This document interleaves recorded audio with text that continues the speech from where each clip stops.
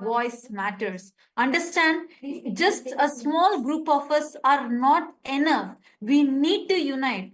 Hindus, at least now it's time for us to wake up from being criminally negligent.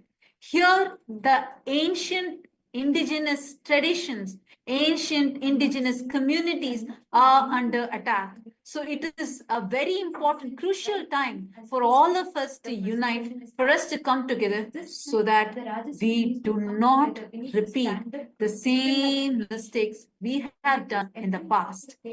Our unity right now is very, very important.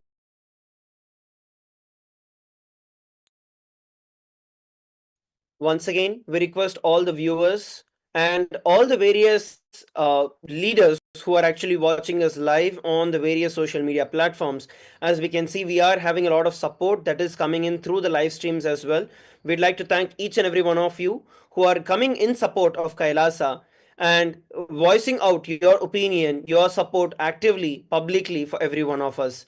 We'd like to take this opportunity to tell all the viewers who are there, all the indigenous organizations in the communities, the Latin American countries or the African countries or the various other countries around the world, we would like to request every one of you, let us stand together as indigenous brothers and sisters and fight for what is ours. Let's not back off in this persecution that we have been going through, despite the way it is being narrated and portrayed that Kailasa is trying to attack and Kailasa is trying to take over the indigenous communities, whereas on the ground, all of you know what exactly is going on. So we'd like to thank all the indigenous communities, the various Hindu organizations, the various Hindu leaders who are actively voicing out their support publicly as well. And we'd like to request all the Rajya Sabha members, all the Chit Sabha members, all the other members of Parliament of Kailasa, all the devotees and everyone else, the well-wishers of Kailasa, to take this time and opportunity, go ahead, voice your opinion, voice what do you feel, and voice what is right on the Twitter. Use the hashtag that is being projected for every one of you. Hashtag Hindu Lives Matter, hashtag Justice for Hindus, hashtag Kailasa Indigenous Nation. We request every one of you to go ahead and reach out to all the various international human rights, the active watchdogs who are there in terms of the media to keep the facts in place. So we request all of you to do it. Once again, I want to reiterate that even as we are speaking now, we still do not know what is going on with our brothers and sister monks who are there in Bolivia, who are stuck, who have been taken at gunpoint. We still have not been able to get a clear mapping of what's going on, which is still in a very difficult situation. Our lawyers have filed the required cases that are there, and we are still trying to get in contact with them, trying to figure out what exactly is going on. We need each and every one of you to reach out to as many people as possible, reach out to all the influential people that you know, to all the power centers, the decision makers who are there, to bring justice to Hindus, to bring justice for Kailasa.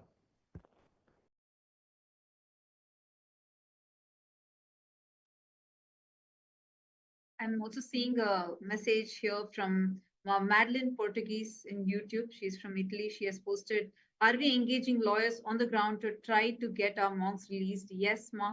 Actually, we have multiple attorneys who are there trying to fight for justice on ground. We even had yesterday in our live stream itself, we had the one of the attorneys, Senor Abigail, Mr. Miguel, who had come here, and he had also voiced out what's happening there is completely unconstitutional and how it violates the fundamental human rights. And we are actually continuously working with so many attorneys somehow to get our monks released. And our monks were only doing service over there. And in fact, the indigenous people to whom our monks were serving, they all are also actually coming and trying to protect them. That is why the kidnap was done away from these indigenous people. Kidnappers were outsiders. These kidnappers were not the local indigenous community people at all. No. Our monks, especially when our male monks, they were trying to go get some basic supplies to continue doing the free food distribution, the annadan that they have been doing. When they went to get the few supplies and they were getting into the boat, which was slightly away from these indigenous communities, that is when this kidnap has happened. And we are indeed really concerned right now, as we are not aware, are they okay? Because we already saw some clips which the media channels had posted of our monks fainting, our monks being held at gunpoint. So this is a situation that we are facing right now. So it is getting very, very, very serious. Till now, our attorneys were not even let to see the monks who were there on ground. So this is the kind of situation that we are being faced with. And it is so important that all of us stand together in unity and we voice out every one of your share, every one of your uh, voices matter. And I just want to also add, we also had some of our Kailasa members. We, in fact, have some people who are pregnant, who is there, and she's not able to even get access to water. She's not able to have access to food, water. This is the situation. We are really concerned. There are children who have been kidnapped, pregnant lady, and they did not give her food. They did not give children food. Not, it's the kind of attack that is happening is just completely violating every basic human right as per all international laws. We really need your support. We really need each one of you to voice out on all these atrocities that are happening right now. It is so important for us to realize this. The way how the indigenous nations have been so warmly welcoming us and continuously, they are standing up, supporting us. It is time now for all of us globally to unite together and voice out.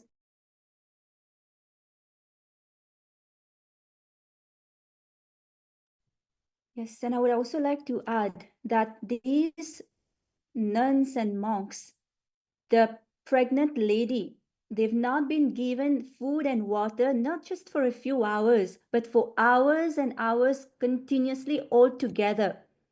They've not given any water, they've not been given any food, and some of our people have even fainted because of not being able to drink water when the indigenous people on ground were trying to help our nuns and monks. So now I would also like to address the next false allegations that the media, again, the very important to reiterate, the Hindu music, racist, anti-indigenous media are trying to project.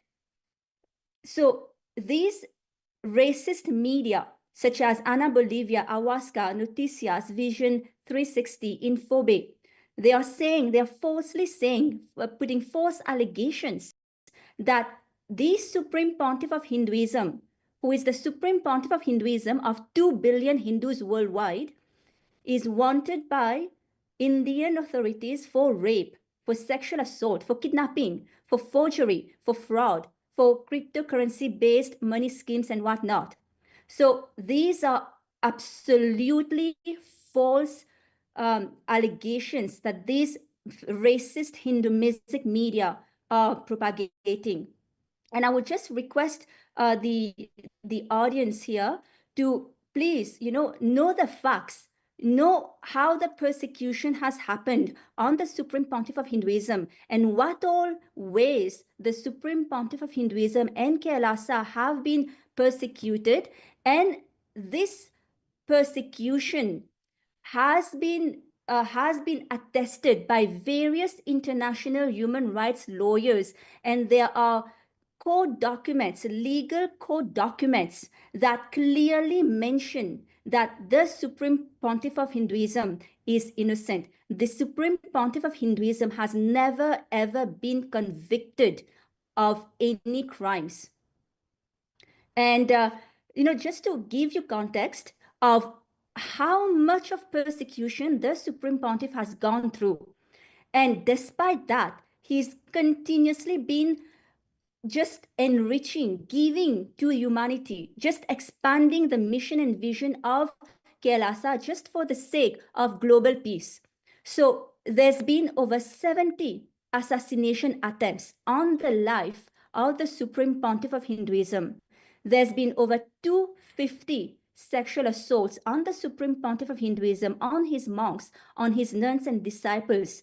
And there's been over 120 legal false cases on the Supreme Pontiff of Hinduism. And let me reiterate here that despite the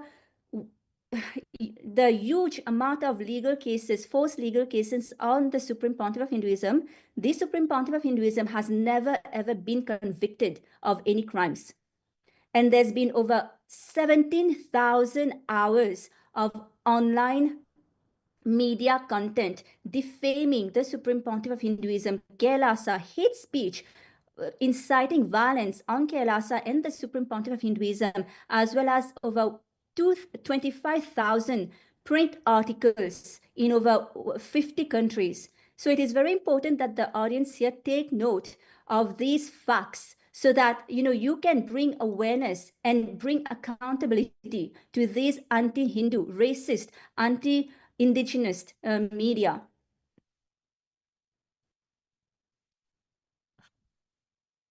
And just one thing is this persecution has also been published by the United Nations, where it is in a very detailed way. The persecution of the Supreme Pontiff of Hinduism and Kailasa are clearly stated in the reports that the United Nations have published, with all the facts, with all the court documents, with all the reports from the international human rights lawyers. So please take time to go through these UN reports so that you can educate yourself with these facts, so that again bringing awareness and bringing accountability to these media channels.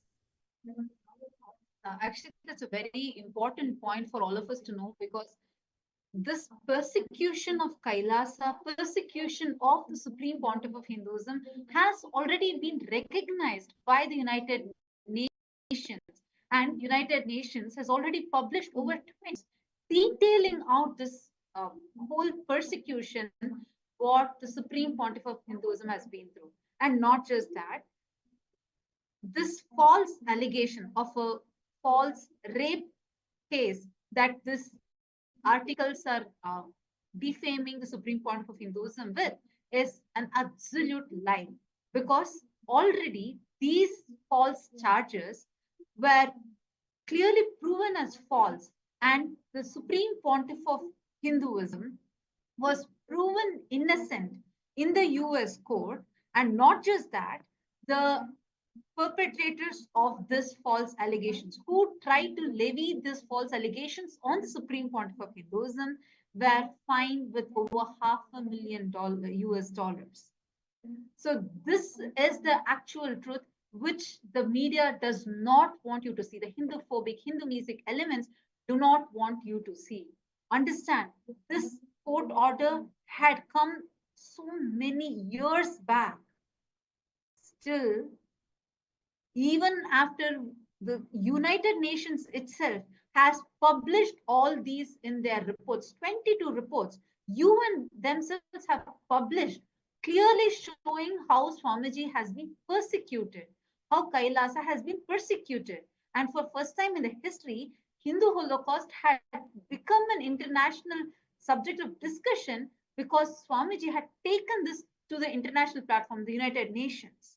So when we have such clear proofs, evidences, 22 reports from United Nations, yet the media, the Hindu-phobic Hindu music media, does not want you to see these facts. That is the reason they are spreading these hate. And another thing that I wanted to add in over here is that along with the UN reports, there are also various international human rights lawyers, very well known lawyers such as Mr. Jeffrey Robertson, who is a King's Counsel and a former jurist in the United Nations Justice Council, Ms. Maliha Wilson, who served as an Assistant Deputy Attorney General of the Government of Ontario for 8 years, Mr. David Matas, Mr. Jeff Wills, Mr. Mark Workson, Miss Maria Dolores, and Miss Gabrielle Ovedo, as well as various international human rights advocates such as Vision of the Human Rights, the Mission Scalabrinia, and Mr. Carlos Reyes, and all of them given their independent legal opinions that is summarizing the persecution that the Supreme Pontiff of Hinduism has been facing.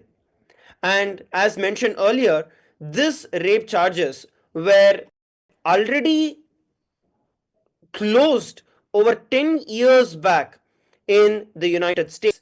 And as per the very international doctrines of the internationals, such as the doctrines of judicata, it says very clearly that once the Supreme Pontiff of Hinduism has been exonerated by the competent US court, as judicata, the Supreme Pontiff of Hinduism should not face re-litigation of the same issues by the same false accusers in any subsequent proceedings.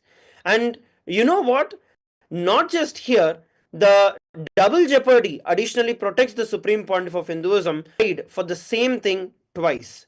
But the same false allegations, the same false accusers are being litigated in India, invoking vexatious litigation and abuse of the court processes. They have been running away, they have been escaping from the Indian court as well, the Indian judicial system as well, trying to evade any kind of the prosecution that has to go forward, and harboring this, the anti-media, the anti-Hindu media, the deep state, the Hindu Sikh, Hindu phobic, racist media has just been trying to exploit all of this and continues to defame the Supreme Pontiff of Hinduism at multiple different levels. And I would like to add here, see, these Hindu music, racist media, that is how they started this whole persecution on the Supreme Pontiff of Hinduism, inciting hate and violence, and ultimately leading to the illegal arrest of the Supreme Pontiff of Hinduism. For 53 days, the Supreme Pontiff of Hinduism was put in jail in horrible conditions. He was tortured in numerous ways, and he was even denied. He was actually denied food. He was given beef to eat. Can you imagine that? As the Supreme Pontiff of 2 billion Hindus, these deep state elements were trying to force fed the Supreme Pontiff of Hinduism beef, and also denying him the right to worship. And I would like to actually quote the High Court here. See, these forced arrests, these illegal arrests of the Supreme Pontiff of Hinduism happened because the media claimed that the Sufism had raped a certain women, but there was no rape victim. They could not find any victim. And here the High Court of Karnataka has clearly stated in its order, and it says that, however, it is not a matter for the court to discuss, since the issue was subsidized by the media by telecasting the incident, and a question mark is created amongst the public as regard to the image of a sannyasi or Swamiji. And see, I would like to mention what is the meaning of subsidize here. Subsidize means, as per the Oxford Dictionary, to basically give subsidy, or to subsidize means to give or contribute a sum of money to support some industry or business to keep the price of its product or service low. So here the court has clearly mentioned that the Supreme Pontiff of Hinduism is innocent. There's no rape victim. Despite this, just because the media propagated false allegations on the Supreme Pontiff of Hinduism, he was put in jail for 53 days and tortured, deprived of his religious and human rights, just because of false propaganda by the media. And it's very important for us to note these points, because it is this Hindu music media channels that are trying to even now spread these lies, false news, trying to incite mass hatred. This is actually exactly the pattern of how a Holocaust is happening. Right now, we are actually witnessing a Holocaust happening, and we are all seeing how this is being executed. It is happening right now in front of us. This is what is exactly called as a big lie, where the lie is repeated so many times, again and again and again, where at a point the mass starts believing the lie to be the truth. And this is the same strategy that was used even in the Jewish Holocaust, which is what is being used even in the Hindu Holocaust. And right now, the indigenous nations are also facing the same thing. It is very important for all of us to wake up to this, see this. Why are these facts hidden from us? Please take a moment. You have the right to ask this. How can these facts, where clear evidences are being there, United Nations has published this in their reports, how is the media channels who are supposed to be doing their research and presenting the right information denying us of any of these facts? Take a moment, go to Twitter, tag all these media channels, ask them this. You have a right to ask because you have a right to know this. And you have the power to stop this genocide. You have the power to stop this persecution right now. Take a moment. Please share this on all your social media handles.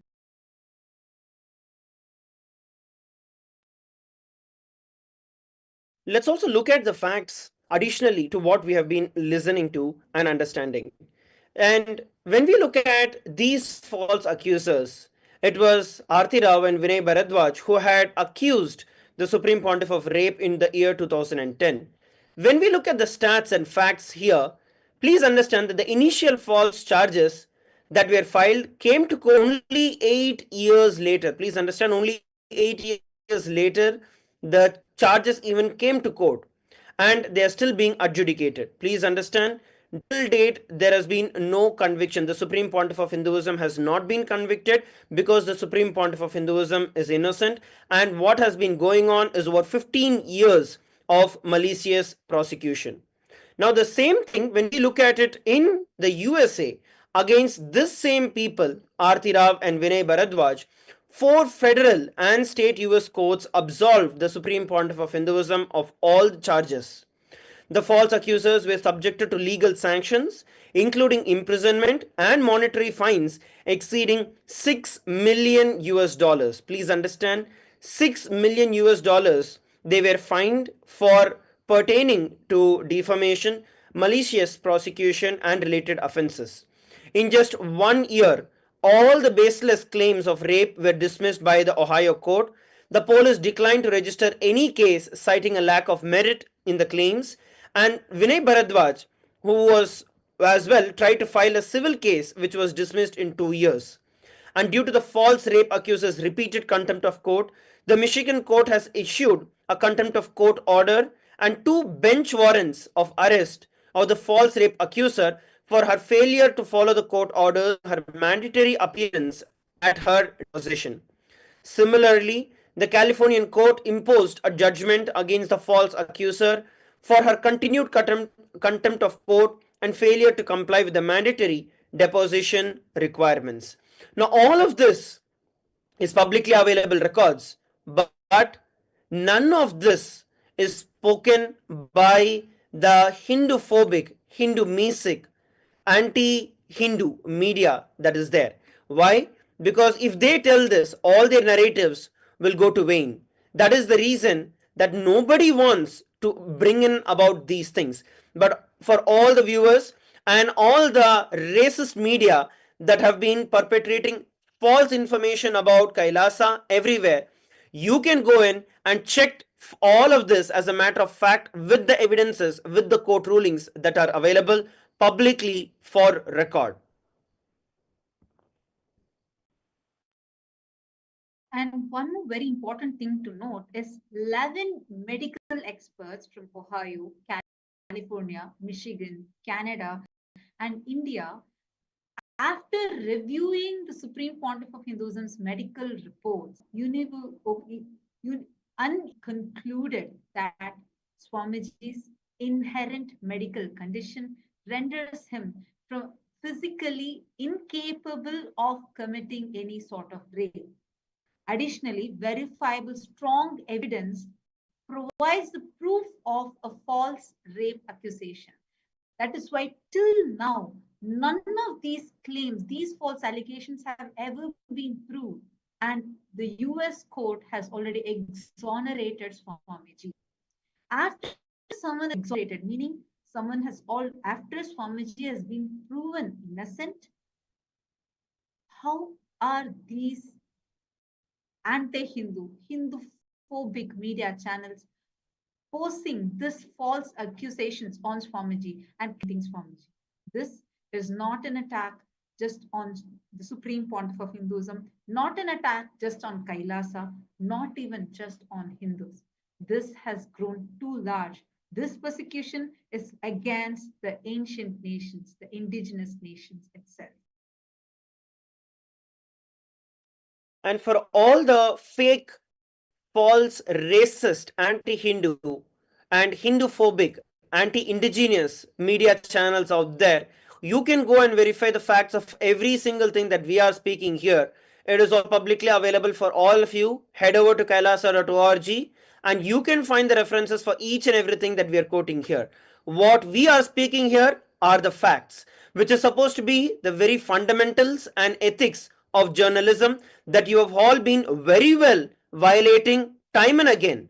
And it has been proven in your historical track record, whether it is hiding the actual problems that the indigenous communities, even in Bolivia, have been facing over the last entire decade.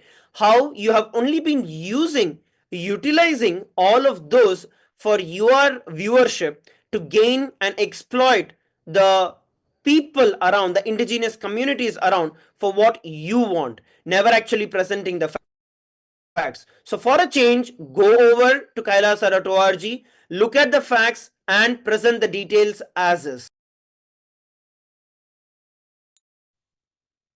And the next false allegations that these anti-indigenous Hindu-phobic media have been circulating around is that Kailasa has purchased land illegally and leasing land illegally from these indigenous communities, and that too through deceptive agreements. And this is once again completely false. Kailasa has not purchased any land from these indigenous communities. We've done everything as per the law of the country.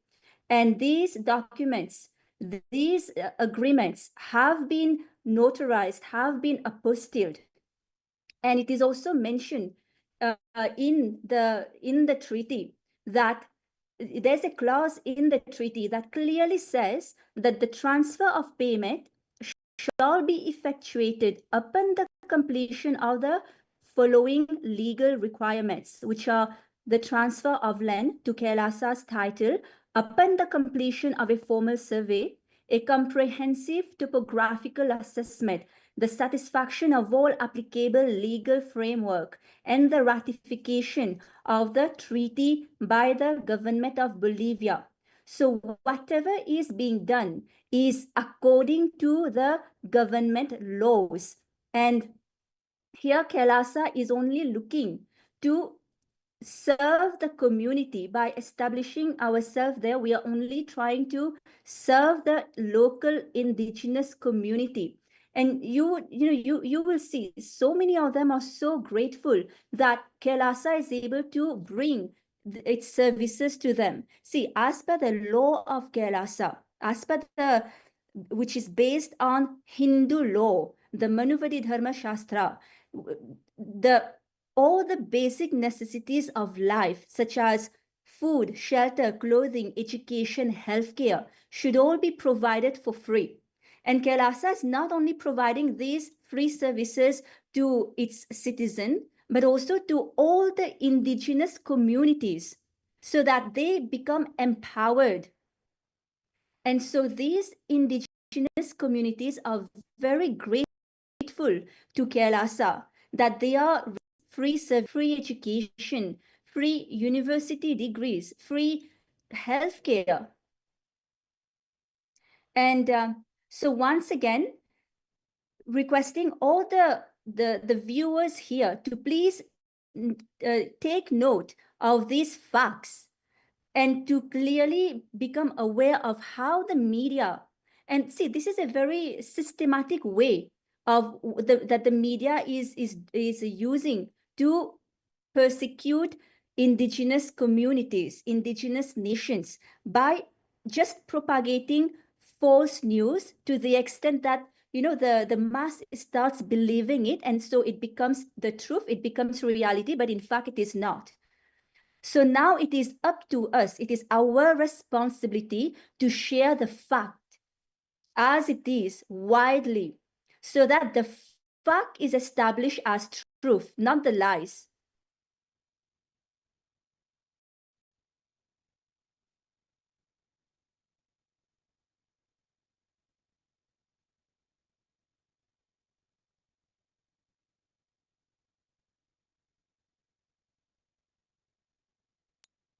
And there have also been these false reports that are coming through, which says communities like Bore, Kayubaba, Eseha, Kichwa, Varani, and Achuar are expressing rejections and outrage, declaring the agreements null and void. First of all, I want to tell it is just these anti-indigenous media which is trying to use, which is trying to exploit the opposite again. And we have audio recordings of the indigenous leaders who are there, and they themselves are declaring very clearly that they are outraged by what the media is doing. Please understand, not by what Kailasa is, but they are outraged against what the media is projecting, how the media is projecting what they are telling. And this also came out in a couple of articles ahead, but then has been pulled off.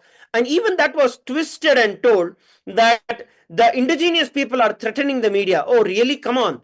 There is a limit to all of this, where they are being held at gunpoint. The indigenous communities are held at being at gunpoint at the same time.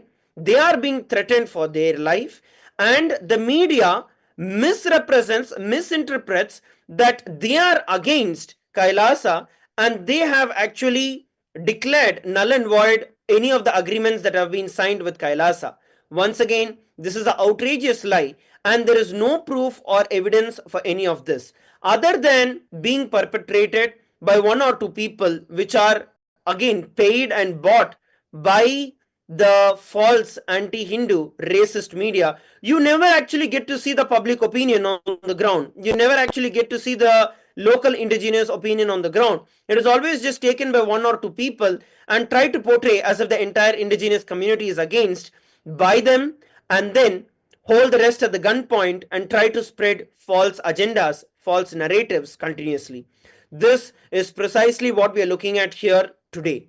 If you just go into a couple of articles, you will see how the media is completely being bashed by the indigenous leaders with whom Kailasa has signed the humanitarian agreements and has been continuously, consistently providing the humanitarian aid, whether it's in terms of food, whether it's in terms of shelter, whether it's in terms of clothing.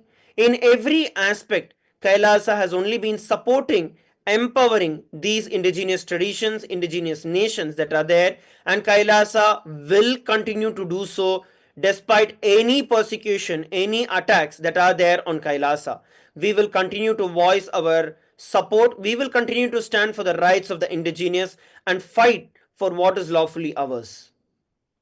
And I would like to address an abusive comment here by Vedant. Here he's saying in Hindi, he's saying that Bharat छोड़कर भागा है, वापस आने की हिम्मत नहीं है उसमें. So basically it translates to he meaning the Supreme Pontiff of Hinduism has run away from India and he doesn't have the courage here to come back. No, Vedant, no. You should not put false comments without knowing the facts. And the facts, once again, are clearly available online. Legal documents are available.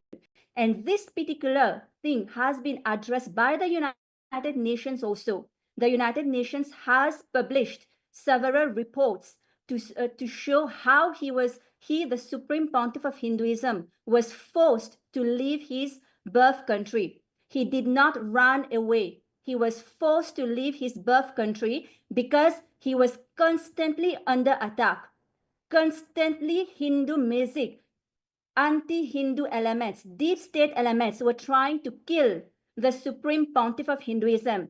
And judging by your name Vedant here, I'm assuming you are a born Hindu. So at least you should be aware of the persecution that is happening to Hinduism. And the Supreme Pontiff of Hinduism is the only being who has taken the courage to establish the United States of KAILASA, which is the only Hindu nation for the Hindus, so they can practice their religion without any persecution. And if you do not know, there used to be 56 Hindu countries, even at the time of Mahabharata. Because of invasions, because of persecution, because of colonizations, Hindus have lost all their homeland. They have lost political legitimacy. They have lost religious legitimacy. They have lost a spiritual legitimacy. And just for the sake of Hindus, not for his sake, he has established the United States of KAILASA for Hindus like you to be able to practice Hinduism without any persecution. So without doing the fact checking, which is widely available on the internet, on the UN website, I request you to please do not propagate lies and incite even more violence on KAILASA and on the Supreme Pontiff of Hinduism. And I also want to add a point over here. See, this is what is the problem right now at this crucial time where Hindus are facing this attack, where we as Hindus are going through this persecution and we are facing such an attack. We are here having some of the born Hindus coming and attacking us. Come on, this is a time for all of us to stand together. We need to stand up together and voice out what the truth is.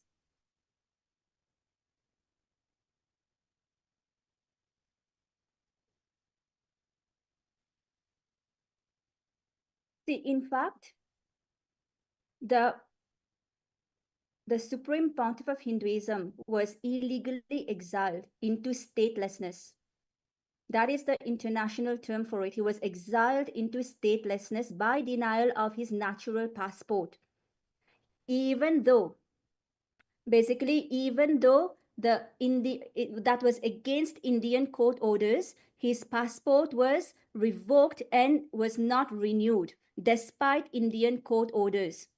So he was forced to leave India. He did not flee India. He was forced to leave India because of these deep state anti-Hindu elements. So it is very, very important to know the facts. And all these court documents are available in the reports that are published by the United Nations. So, of course, you can get these court documents on the official websites as well.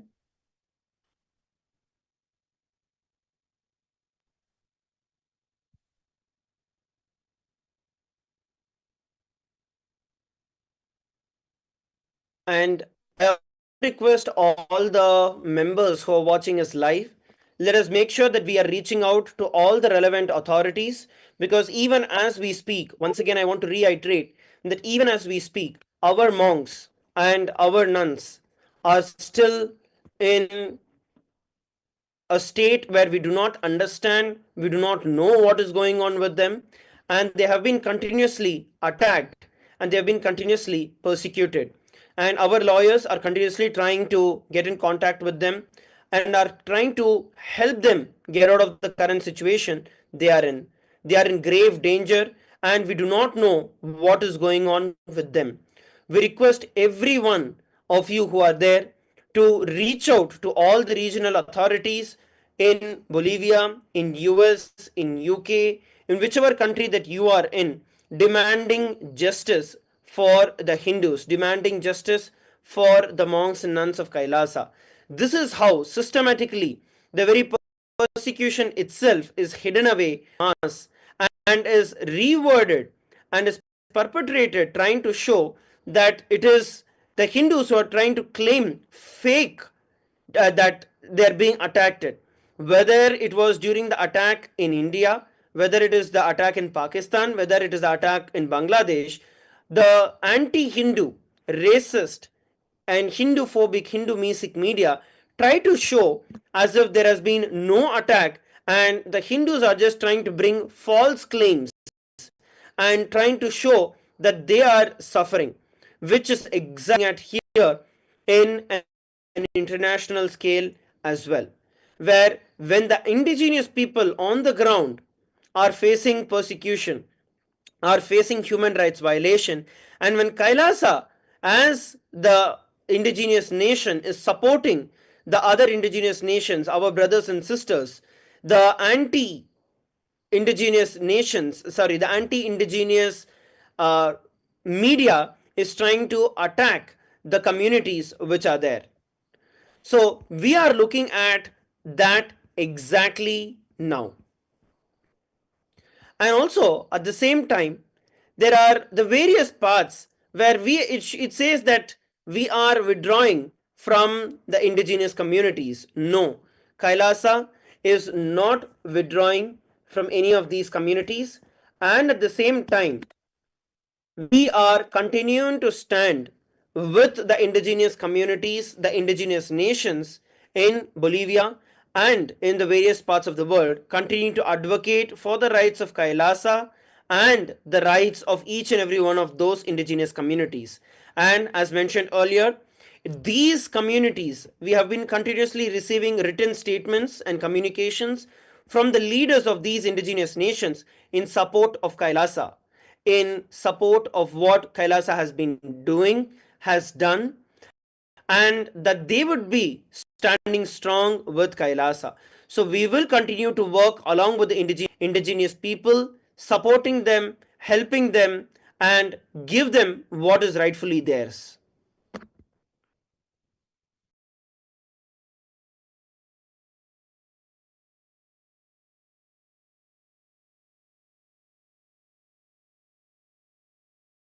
And the next false statement that these racist anti-indigenous media is propagating is that Kailasa's interest is in the indigenous land and it is linked to exploiting green funds and climate finance under the pretext of conservation and environmental protection. And and they are saying that these agreements can lead to neo-colonial exploitation and violate the principles of self-determination. See, I'm laughing here because they're accusing Kailasa of neo-colonial exploitation. When when Kailasa itself is a victim of colonization. And it is very important here to tell a little bit about the persecution, about the effects that Hindus have been going through for the last 700 years, even actually going before that, because that is not taught to history. And that is why that is not taught in the history books in schools. And that is why these media, these racist anti-Hindu media are able to propagate lies. Because you Hindus do not know your own story. You do not know your own history, how your ancestors suffered, were tortured, were massacred. And the Hindu genocide is actually one of the most tragic and overlooked in the human history. It is actually much larger, at least 100 times larger than the Jewish Holocaust. In the Jewish Holocaust, about 110 million Jews were massacred. But in the Hindu Holocaust, over 500 million Hindus were massacred. And the statistics are even more alarming. We've actually lost over 80 million of our Hindu scriptures. There have been at least 11 fabricated famines that were imposed on Hindus that resulted in the death of 160 million Hindus. And more than 4 million Hindus were also enslaved. And we've lost millions, 1 million Hindu educational institutions, universities, the first ever universities such as Nalanda, where people, not just from the Hindu faith, from all over the world were coming and receiving education. So all of that have been destroyed. And we've also lost 56 Hindu nations, Hindu lands that covered more than 6 million square kilometers across Asia. So Hindus are indigenous, not Hindus are indigenous to so many countries, not only to India, but even if you look at Afghanistan, Hindus are in Afghanistan. But what is the state right now? Not even 0.1% of Hindu remains, because they are killed just because they are Hindus, and they are driven away. If you look at And Pakistan. And that's the same case if you see even with Bangladesh, because what the capital of Bangladesh is Dhaka, which is named after Dhakeshwari, which is the main temple of Devi Parashakti in there. And still, so which was a Hindu nation, but Hindus have been subject to forced exodus. We Hindus understand actually right now only a small fraction of these indigenous Hindu traditions endure, with all the Hindu sovereign lands having been unlawfully annexed, leading to forced mass exodus of indigenous Hindus. This is exemplified by the tragic situation in Jammu Kashmir, which was inhabited by the Hindu civilization since 13400 BCE. Between 1989 and 300 to 800,000 Kashmiri Hindus were emptied out of Kashmir Valley during the exodus after violent, brutal attacks and threats. From 800,000, today barely 3,000 to 5,000 Hindus are only left to survive in this valley. And did you know that Hinduism lacks formal recognition as a religion in over 66 countries? And there's no country other than Kailasa that has Hinduism as the state religion. Whereas there are so many countries that has Islam and so many countries that has Christianity as the state religion, but not a single country until the creation of until the revival of Kailasa that has Hinduism as the state religion. And that is because we have our indigenous land. And here to accuse Kailasa of neo-colonialism is actually very laughable. So once again, these racist, anti-Hindu media elements should do their fact-checking, because that's going to not bring credibility to their own media channels. And again, it is up to us, the viewers here, to share these facts and bring accountability to these media channels so that they don't keep on propagating lies about indigenous communities, about Kailasa, about the Supreme Pontiff of Hinduism, whose only aim is to unite all indigenous nations and empower all indigenous nations, and giving these indigenous nations a voice at the international platform, at the United Ancient Nations.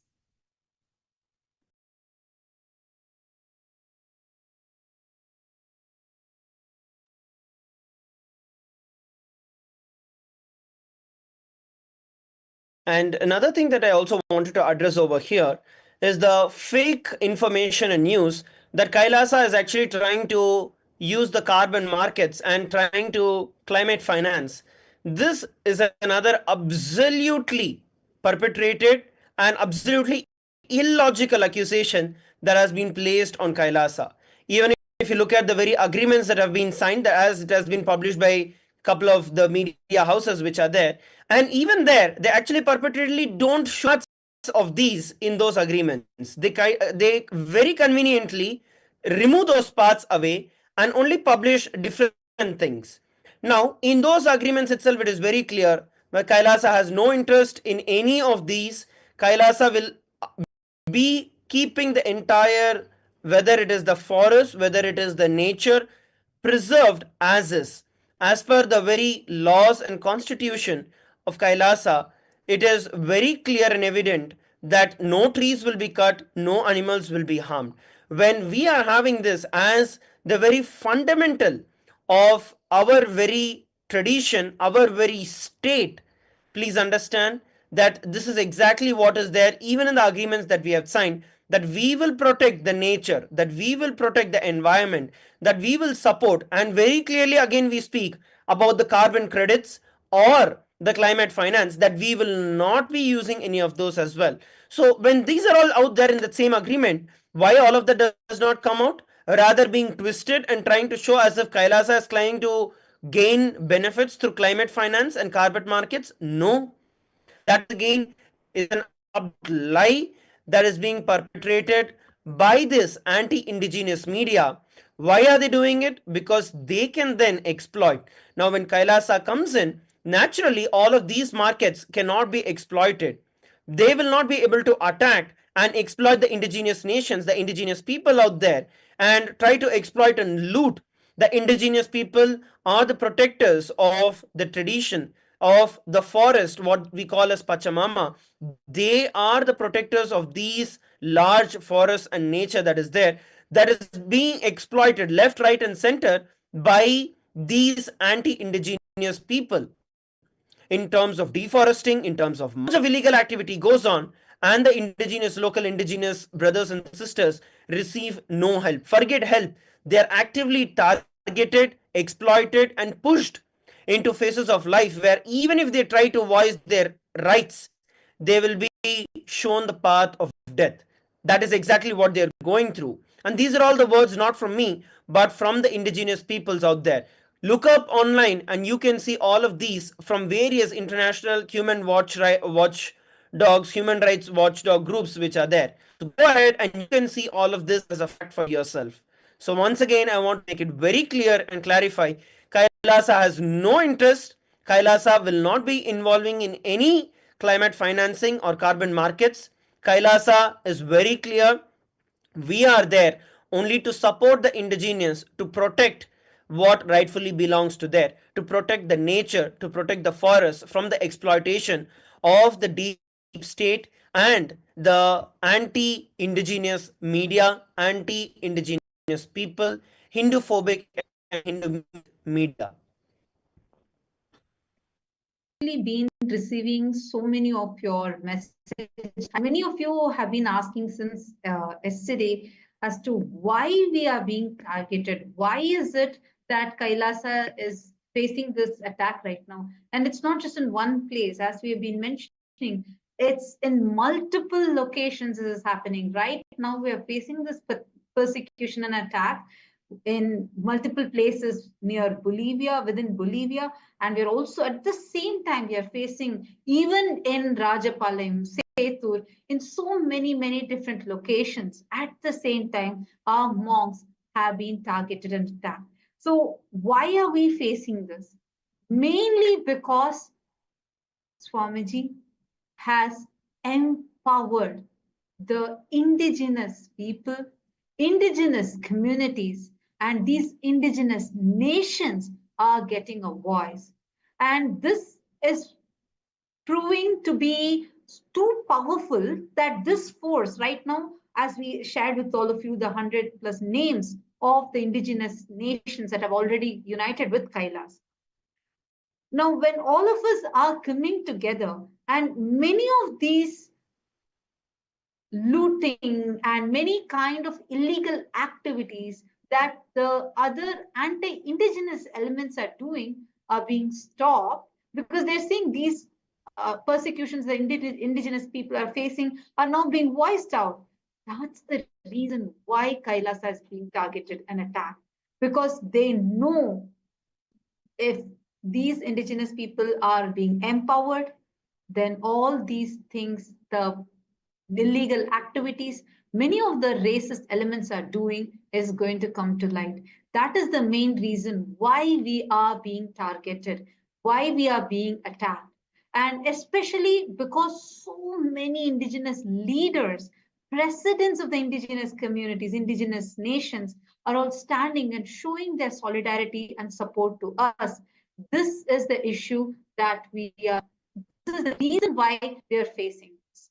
And we also encourage all the viewers that are watching us live right now, take a moment, post any questions that you have, whatever doubts you're having or questions that you're having about what we are sharing right now, because this is too for all of us to understand, to know the facts, and to spread the right information to people. Take a moment and please share this. And as we are speaking till now, we have not been able to reach our monks. We are very concerned about what their status. There are pregnant women who have been denied of food and water by these racist anti-Hindu elements, and we do not know what's going on with them. It's so heartbreaking to see the situation that we are in right now. This is what is happening right now. So we request all of you to come together and share this video, share the right narrative, and post any questions that you have in the live chat. Actually, one important point that I wanted to bring up, Ma Vijaypriyama, the way how the indigenous nations have now started being so empowered, right? This is threatening many of the anti-indigenous communities, because they're seeing clearly there is a voice that is coming out. It's so loud because they have seen historically, Swamiji has proven that despite so many attacks, 70 plus direct life assassination attempts on Swamiji, and numerous for 20 plus years defamation campaign has been run on Swamiji. Despite all of this, Swamiji is the only person in the whole human history to establish a nation in the most peaceful, non-violent way, without a single bloodshed happening. A nation for Hindus has been established. So they know the power that Swamiji is having. They know what Swamiji can do and has already started doing. This is why these anti-Hindu forces, Hindu music forces are getting threatened as to, oh my God, now their power over the indigenous people are going to be lost. That is the reason why the attack is happening.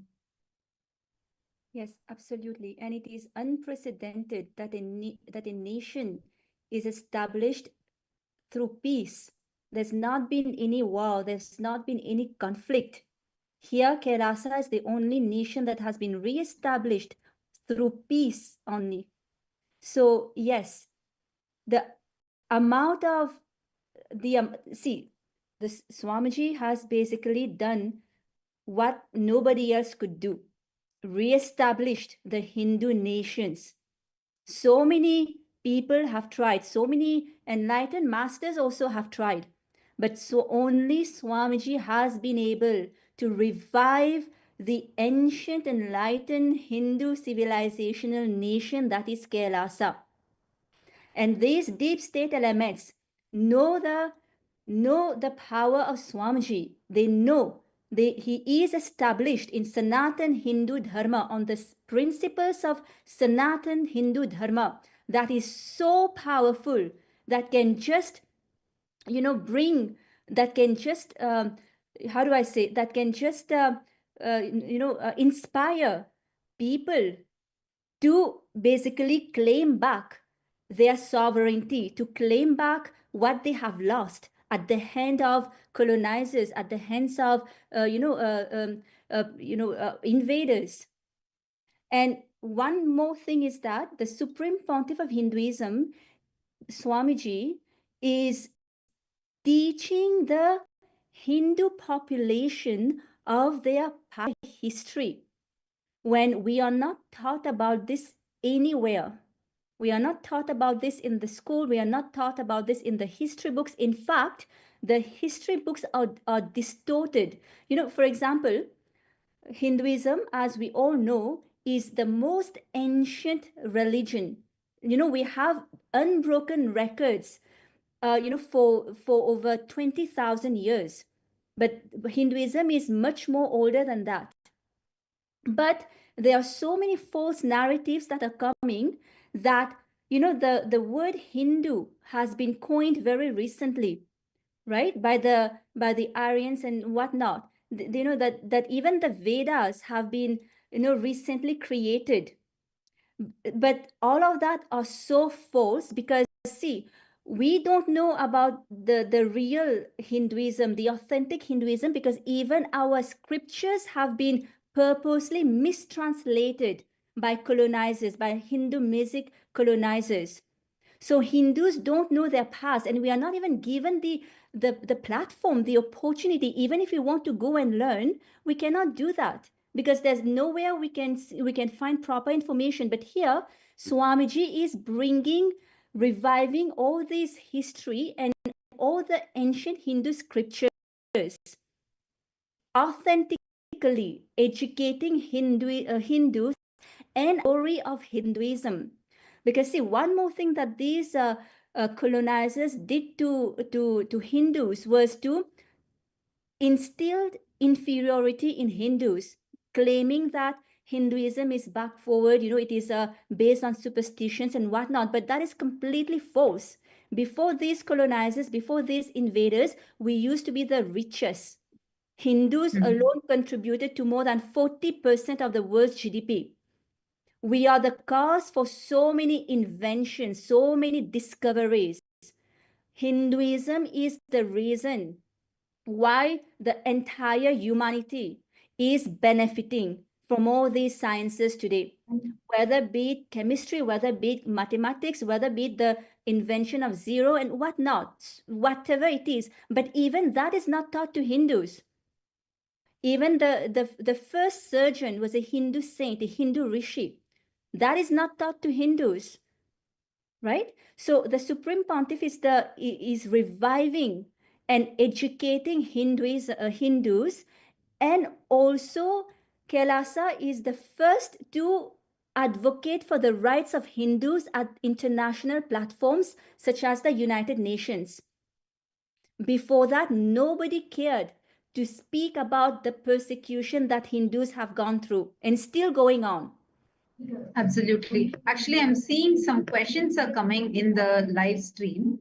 I'm seeing Ma Anand Parashakti Yogini, Ma Madeline Portuguese is asking, how many monks in Bolivia are missing?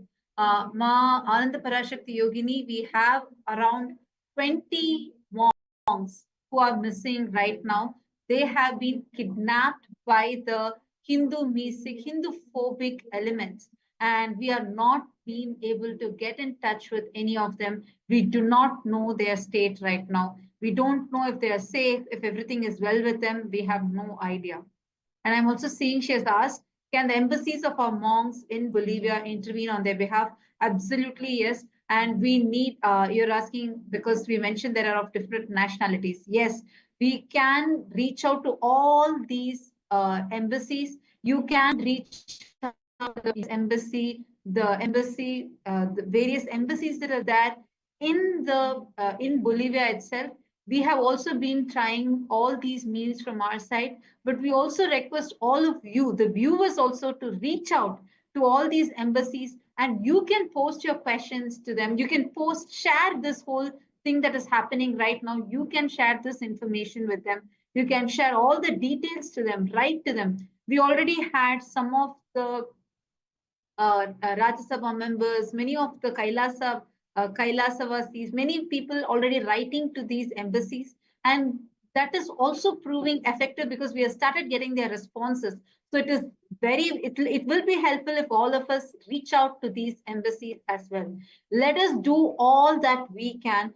we need to save the lives of our Hindu monk sisters, Hindu monk brothers that are there right now. So I request all of you, yes, we can share with you the further details. I see you asking questions about their details. We can share with you, but it's around 20 of them who are right now kidnapped.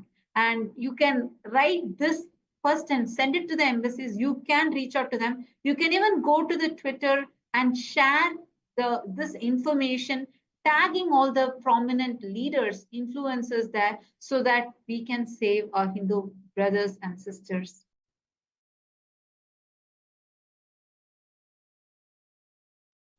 In fact, we do have the 20 of our monks and volunteers who are from various different backgrounds, various different countries, whether it's the US, the Europe. We have people from various of these countries who are there, who just came there for the one and only purpose of serving the indigenous people who are there on the ground. And another thing that I wanted to mention here is for all the viewers who are watching us live, the facts in today's world, time has developed so well that everything can be checked as a matter of fact with AI. If you go over and look up on the hypocrisy of the media that is trying to project false narratives against Kailasa and the indigenous peoples there, you will understand very clearly how they have been playing. And also, the media in Bolivia is heavily funded by the European agencies which are there. When we look at the indigenous population in Bolivia, more than 40 percentage, as per the census, more than 40 percentage is actually indigenous. But if you look at pro-indigenous media, it is less than 4 percentage. Now, what does this translate into? This very straightforward translates into the monopoly of the colonizers continuing to overshadow the rights of the indigenous. That is the matter of fact.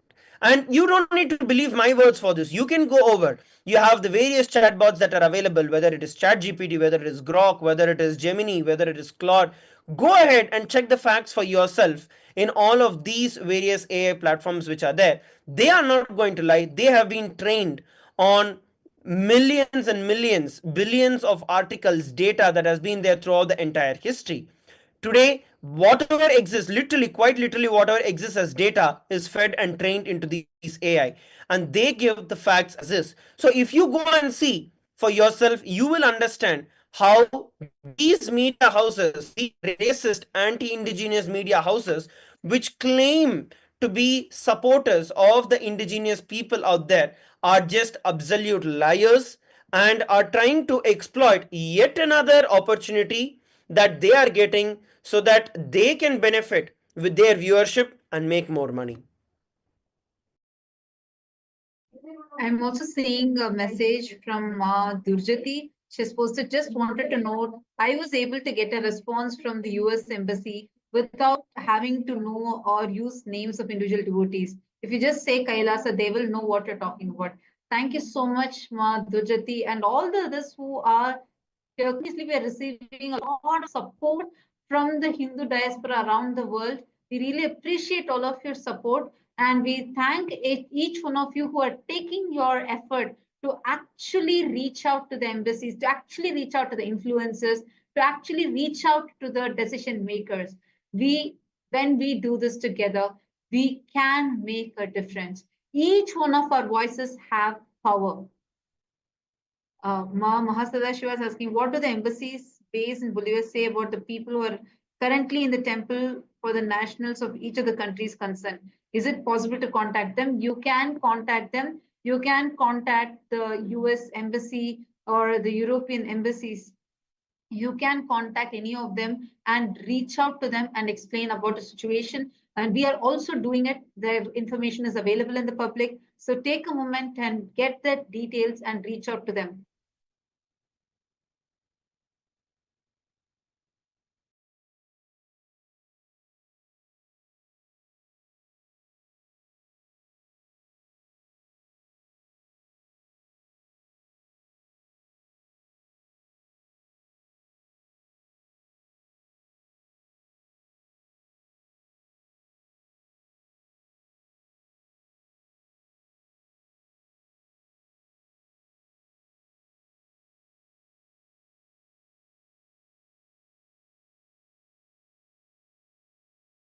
And we have here also Ma Nitya Durgananda, who is saying, how can such violence happen to the sannyasis of Kailasa? Stop such atrocities.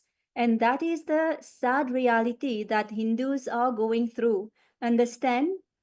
This is just the continuation of the Hindu Holocaust that Hindus have been ongoing for several centuries.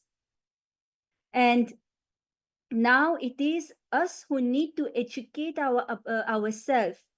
The level of persecution, the level of atrocities, torture our ancestors went through, to what extent? See, literally, both the hardware and the software of Hinduism have been destroyed by the invaders and the colonizers.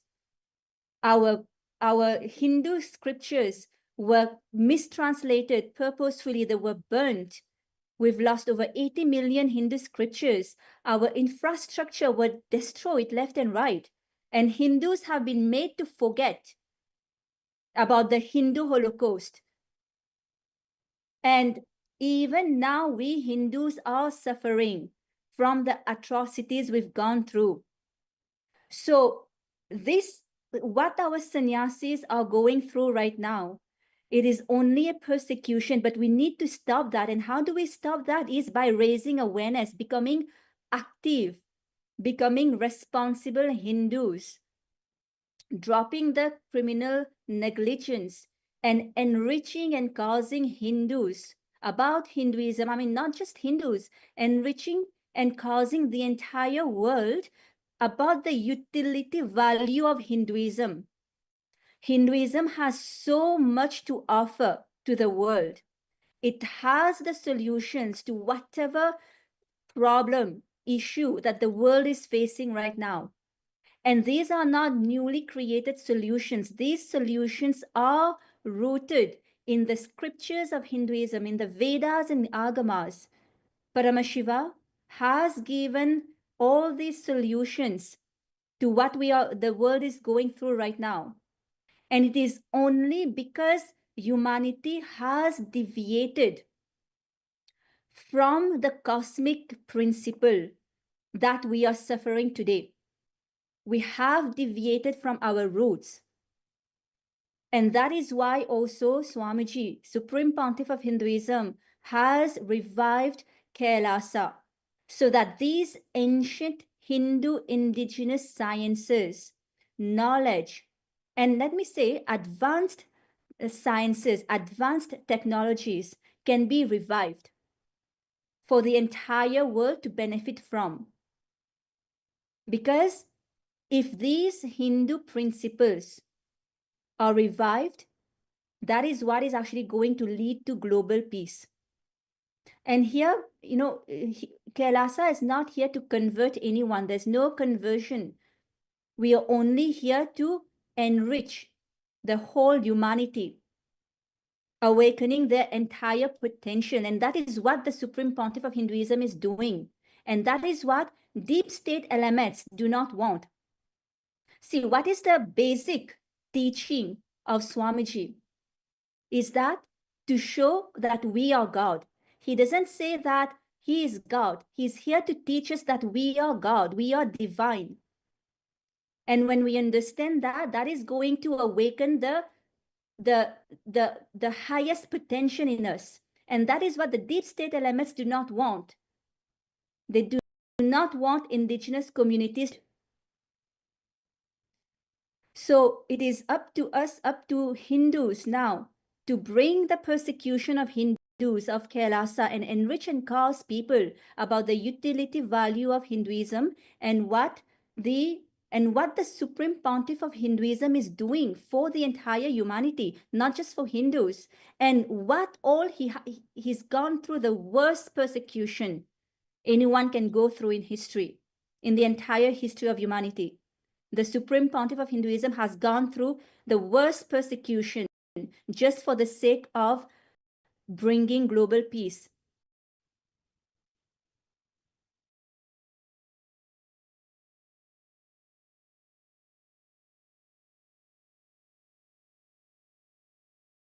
I'm also seeing Mom, Madeline, and a few more of you who are looking for the nationalities of people. You can contact the US Embassy, Canada Embassy, Switzerland embassies, and inform them of this because these are predominantly the people who are right now being kidnapped in Bolivia. So you can reach out to all these nationality embassies. You can reach out to them to save, reach out to them and tell them as Kailasa, they will understand. So you can tell them and we can get justice and save our Hindu system.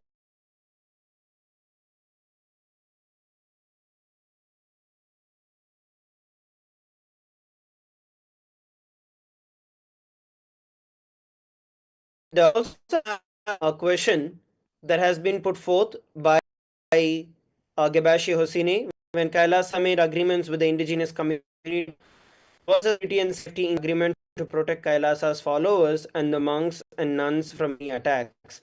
If so, and has violated, who is responsible for it? Will Kailasa withdraw from Bolivia after these attacks? So first things first, I want to make it very clear, Gebashe, is that Kailasa will continue to offer its humanitarian services to all the indigenous nations, all the indigenous communities, to all the indigenous people all around the world, including in Bolivia, despite the persecution that we have been going through.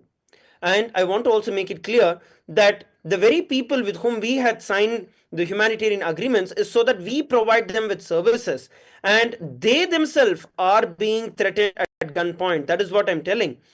And if you look at the statistics, whether it's Eldeber or these various media sources which are there, that they are pro-indigenous, are actually anti-indigenous. They just try and exploit the opportunities that they get to use in their favor, in their political agenda, and so on.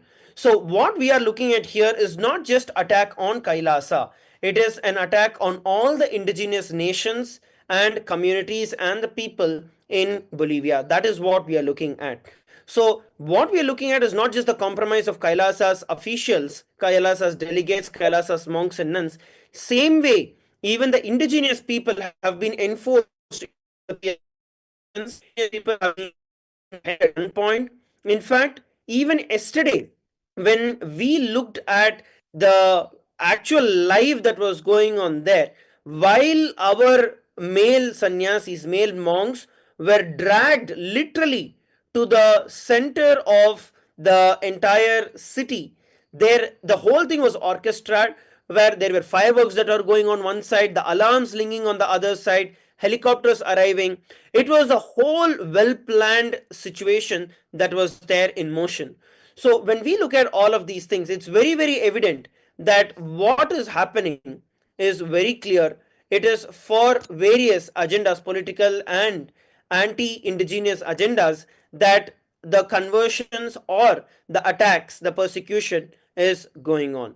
So we will, to summarize the answer, we will continue to support the indigenous people in Bolivia, and we are working actively not just to protect ourselves but to protect the indigenous people there as well. And that is where we need each and every one of your support, and every one of your voice matters. We request every one of you to go as widely as possible with as many authorities as possible, and tag, whether it's in Twitter, whether it's on other social media platforms, reach out to all the decision makers, important decision makers, so that this is brought forward and the due attention is given, and the indigenous and Kailasa receive their rights. And we have a comment from Gebache Hosseini saying, when Kailasa made agreements with the indigenous communities,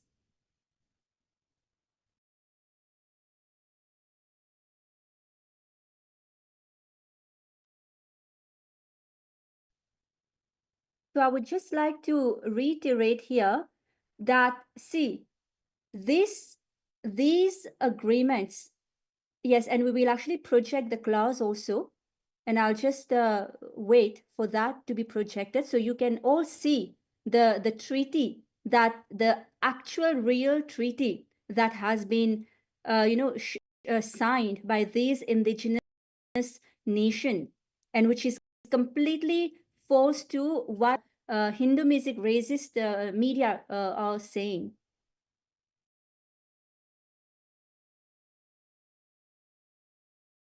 Yes. So, see, if you look at the treaty, there's a clause that very clearly says that the payment will be effectuated after ratification. So, what does ratification mean? So, we will see.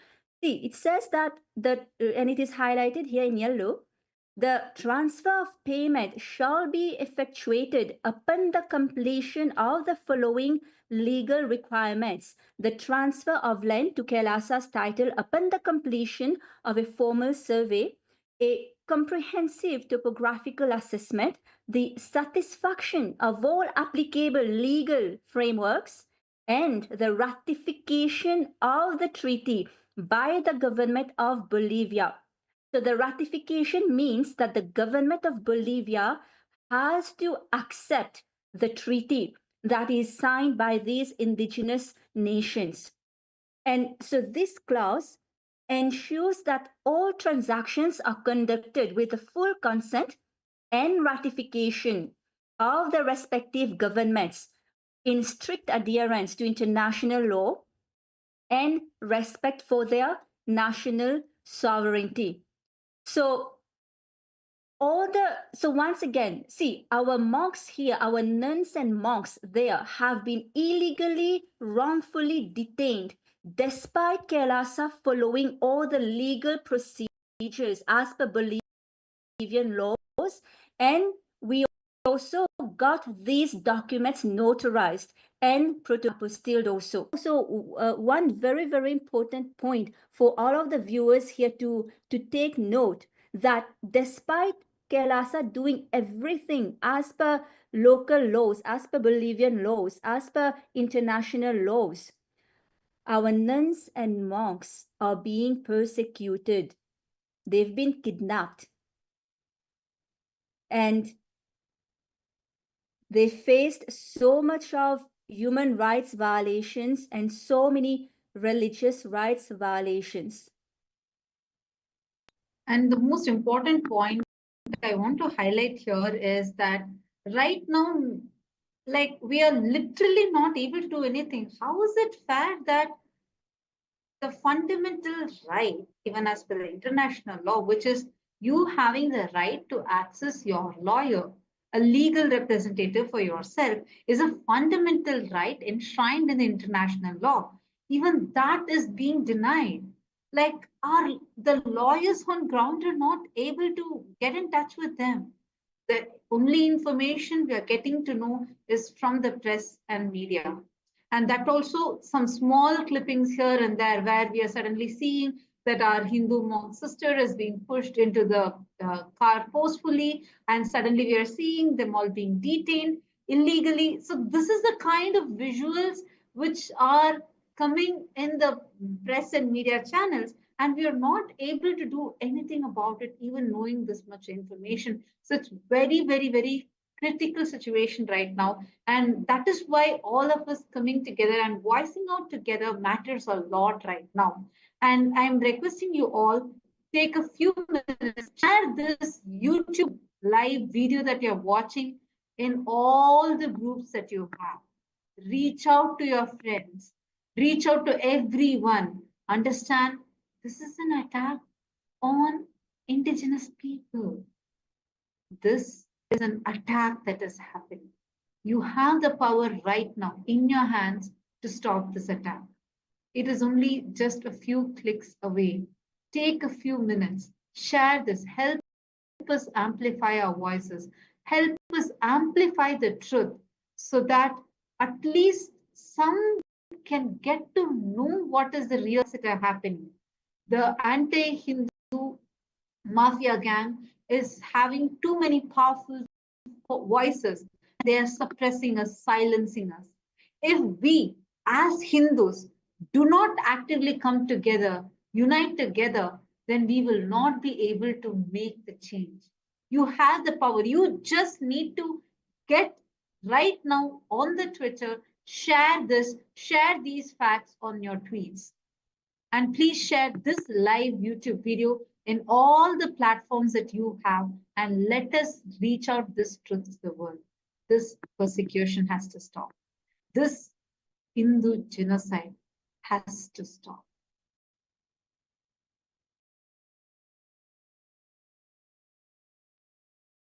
Once again, for all the viewers who are watching us live, we also request every one of you to reach out to all of these media houses that are perpetrating hatred, perpetrating false allegations and false news about Kailasa and the indigenous nations, and reach out to every one of them and make each and every one of them accountable for all the lies that they are spreading.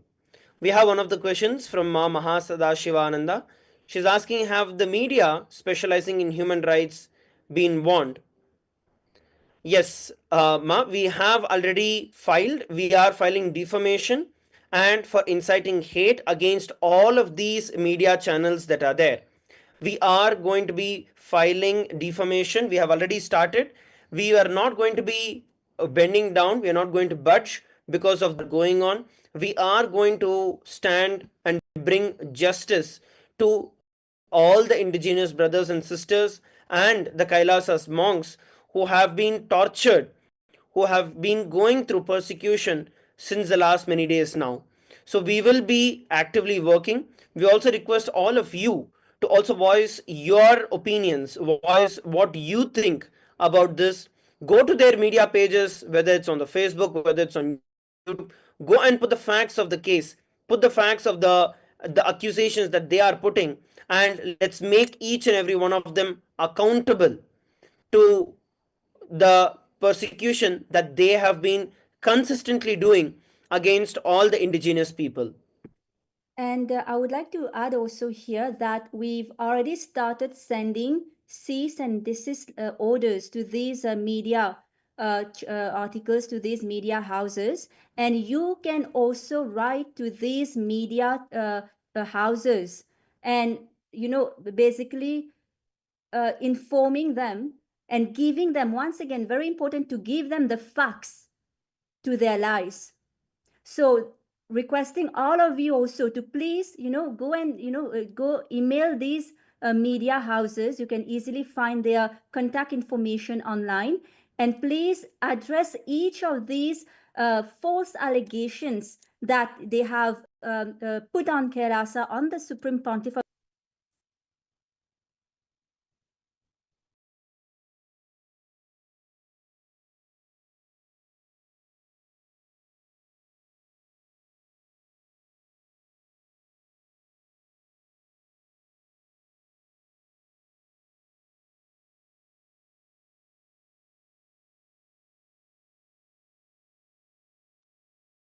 And if people who are watching us live, if you have any of the doubts, if you have any comments that you want to make, please post your questions and feel free to questions. We will be here to answer. And we also request all of you who are voicing your support, we also request every one of you to post the same in Spanish as well to all of these false news allegations that are being perpetrated by the racist anti-indigenous media houses that are there in Bolivia. So we request every one of you to go ahead to each and every one of their pages and reply to them, demanding justice for Kailasa, demanding justice for all the indigenous nations. Please take a few minutes to do that, to share this information with as many people as possible as well.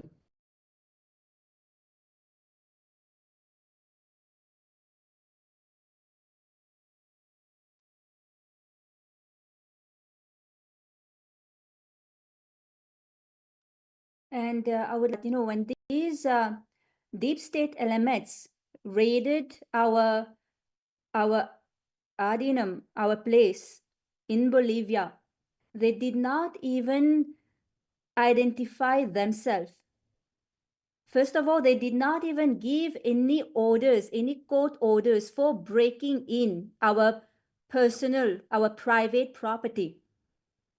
They just barged in, multiple men barging in a female only Adinam place and just taking them away, violating their rights.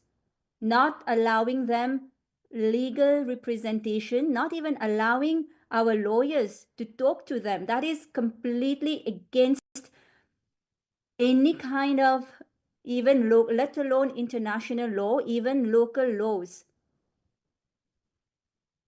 And in any country, that is the basic right that one has when they are detained, is a right to a lawyer. They were denied even the right to legal representation and even the right to contact their embassies or consulate. Their passports were taken away illegally.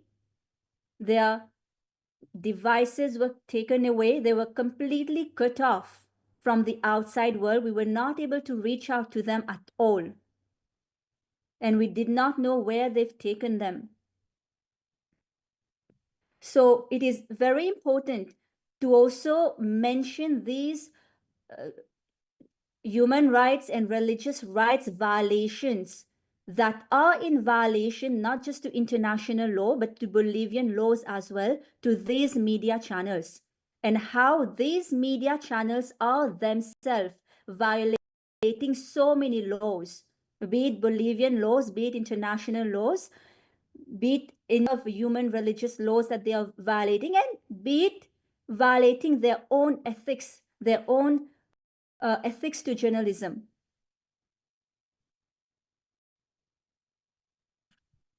So we are going to be showing all of you a video of how these deep state element just illegally broke into the private residence of our nuns and monks. And it is completely horrifying to see what these nuns, these women, these girls, and some of them, they were even pregnant, what they had to endure just because they wanted to serve the local indigenous community, nothing else.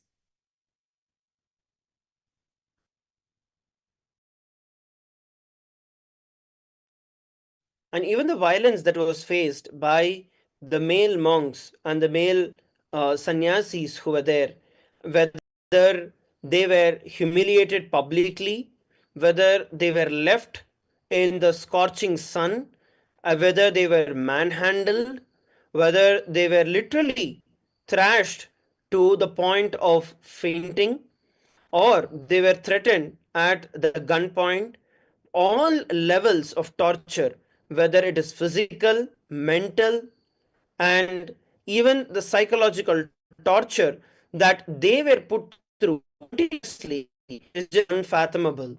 And despite all of this, even till now, we have not received, they have not been given access to the lawyers, and we still do not know what is going on the ground. As we mentioned earlier, the only sources of information that we are getting is through the media that is there on the ground. We ourselves do not have contact, not able to establish contact with them still, and only based on what is coming out in the media locally that is being covered, that is how we are able to try and understand what is going on the ground right now. So the situation is only escalating. We request every one of your support, all of you are watching, and there are also various temples and other Hindu organizations. We have the temples from Argentina, the Hindu organization and leaders from Argentina who are supporting us. Thank you very much. And once again, we'd like to request every one of you also, let us stand in solidarity together.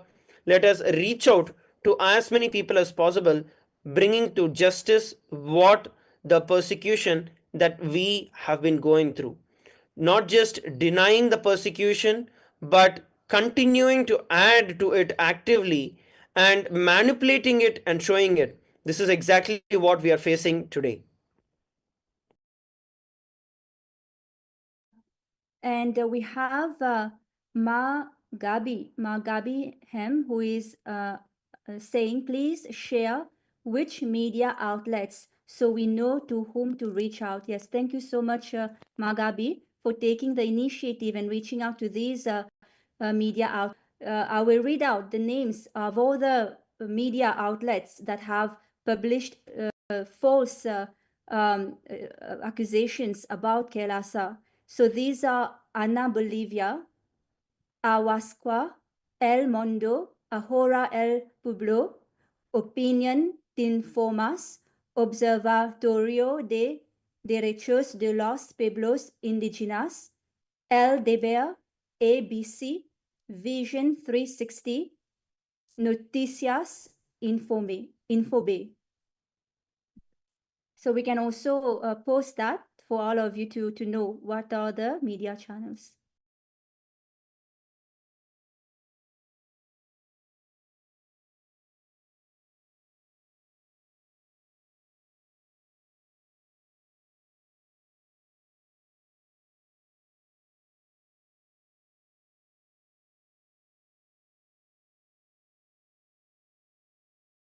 Actually, as we are talking, we are just getting more, trying to track what's happening with our Hindu monk sisters. I have a small visual to just to show to all of you right now what is going on. It's so horrifying to see they're all being, there are pregnant children and female sannyasis there, and this is the way they have been getting. No, the immigration staff take our phone.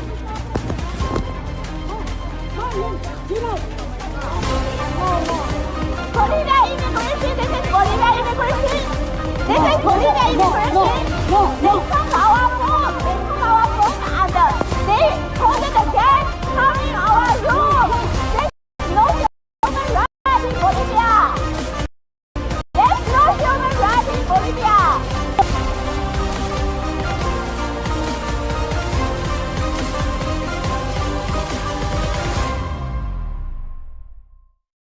Bolivia immigration violate the human rights. Hey, don't tell us. So these people over the gap come in our house and yes, with gun and take our tickets. No, the immigration staff take our phone.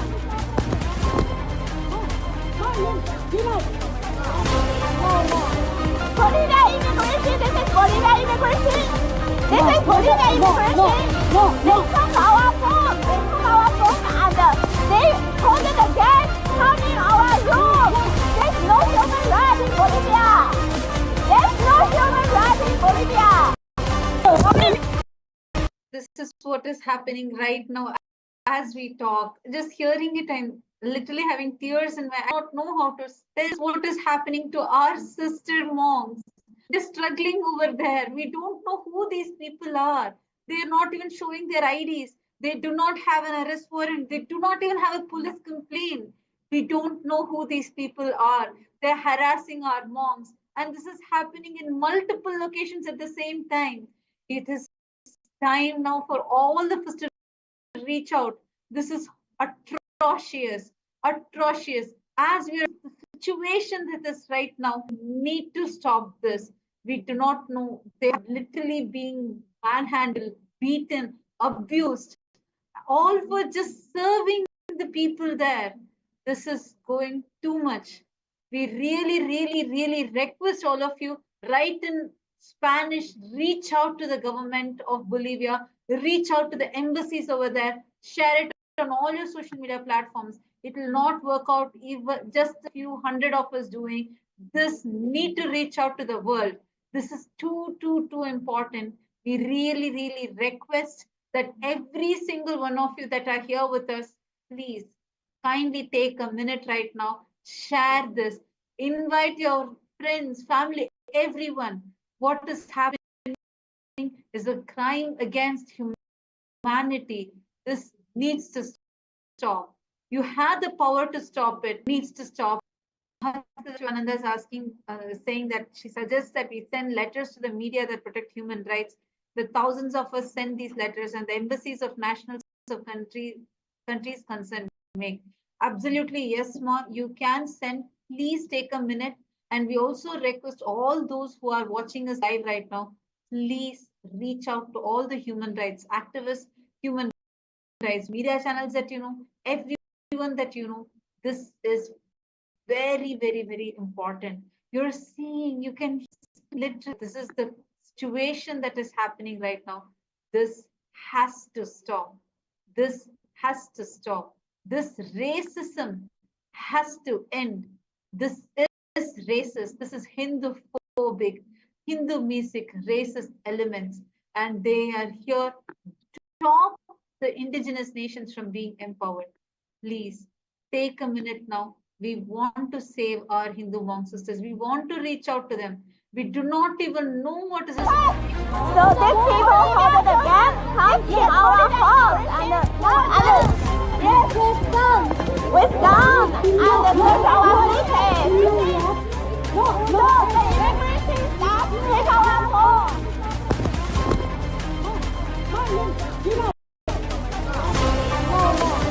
Bolivia immigration, this is Bolivia immigration.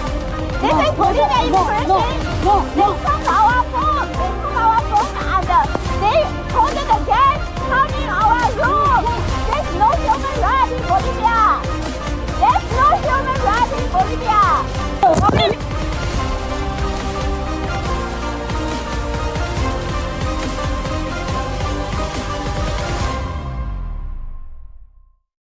Bolivia immigration, violate the human rights.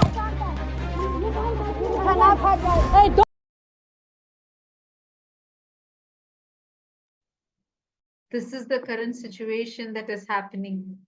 This is a very serious situation that is happening right now. And this only visuals that we are able to get from what from different media channel sources we are trying. We are not able to access them. It is too important, too important for all of us to unify right now. Actually, Mama Vijay, just seeing this is so disturbing for me because these are our own sister moms whom we speak to, whom we see serving, selflessly serving people for taking Swamiji's mission to the world. And it's so painful to see them being literally manhandled and abused like this. They're being so violently handled. Their passports have been taken away. We do not even know who these people are. That's the biggest thing. They have till now not even shown their IDs. We don't know who these people are. We do not know which department they are coming from, or actually are they even officials or not. This is the current situation, and we are not able to get in touch. Our lawyers are not being allowed inside, and the situation is getting worse. And Mavijay, actually, right now, as we are talking, there are many of the children that are trapped inside. This is just too much. Like, I'm just not able to come to terms with what's happening in front of us right now. Yes, Ma, this is absolutely terrifying. I also do not have the words, I cannot put in words what they are going through. It is absolutely terrible. And it is very important to note here in this video that these people who barged in, they were armed. They were armed against innocent women, innocent children, pregnant women. And what for? Right? I mean, they've not committed any crime. They are innocent. They only went there to serve. They've left behind their lives, their comforts, their jobs, just to come to Bolivia and serve the people of Bolivia. And for that, they are being treated like worse than animals. They are being manhandled. They are being tortured. And this is absolute, I do not have the words for that. It is absolutely terrifying seeing how they were raising their hands, trying to protect them against the to against these armed people, racist people, anti-indigenous people. And again, they've not been given their belonging sports. Their devices were just illegally taken away. Their belongings were just displayed out to the public. And they faced humiliation for just wanting to serve the people of Bolivia. And this is extremely serious. The persecution that indigenous people, including KAILASA, has been going through. When is it going to stop? When will the media stop propagating false information, disinformation, lies, without doing any fact checking, without even wanting to know the counter story, or wanting to know both sides of the coins? When And are they it's going so to painful, Ma. Actually, just to see, like, I'm not able to get over seeing this video because it's so painful to see. You can literally hear them scream.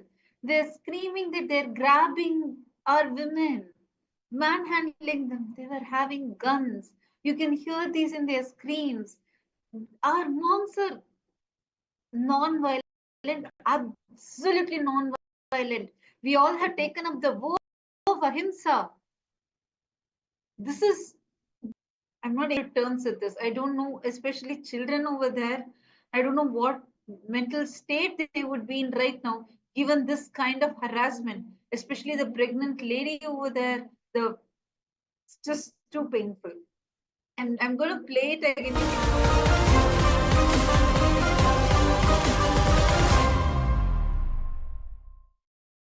Bolivia immigration, violent human rights. You cannot touch us. Hey, don't tell us. So these people hold the gun, come in our house and yes, with gun and push our cities. No, the immigration staff take our phone.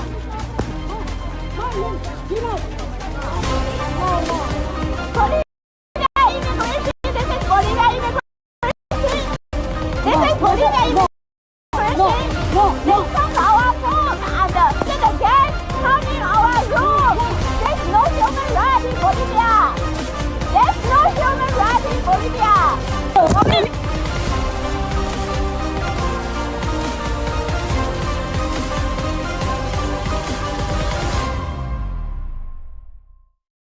Bolivia immigration, violent human rights.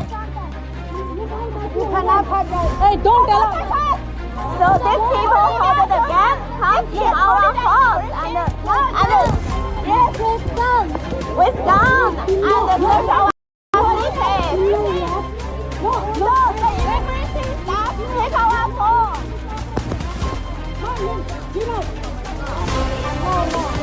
Bolivia immigration, this is Bolivia immigration. This is Bolivia immigration. They come our phone. They come our phone and they hold the gas, come in our room. There's no human right in Bolivia. There's no human right in Bolivia.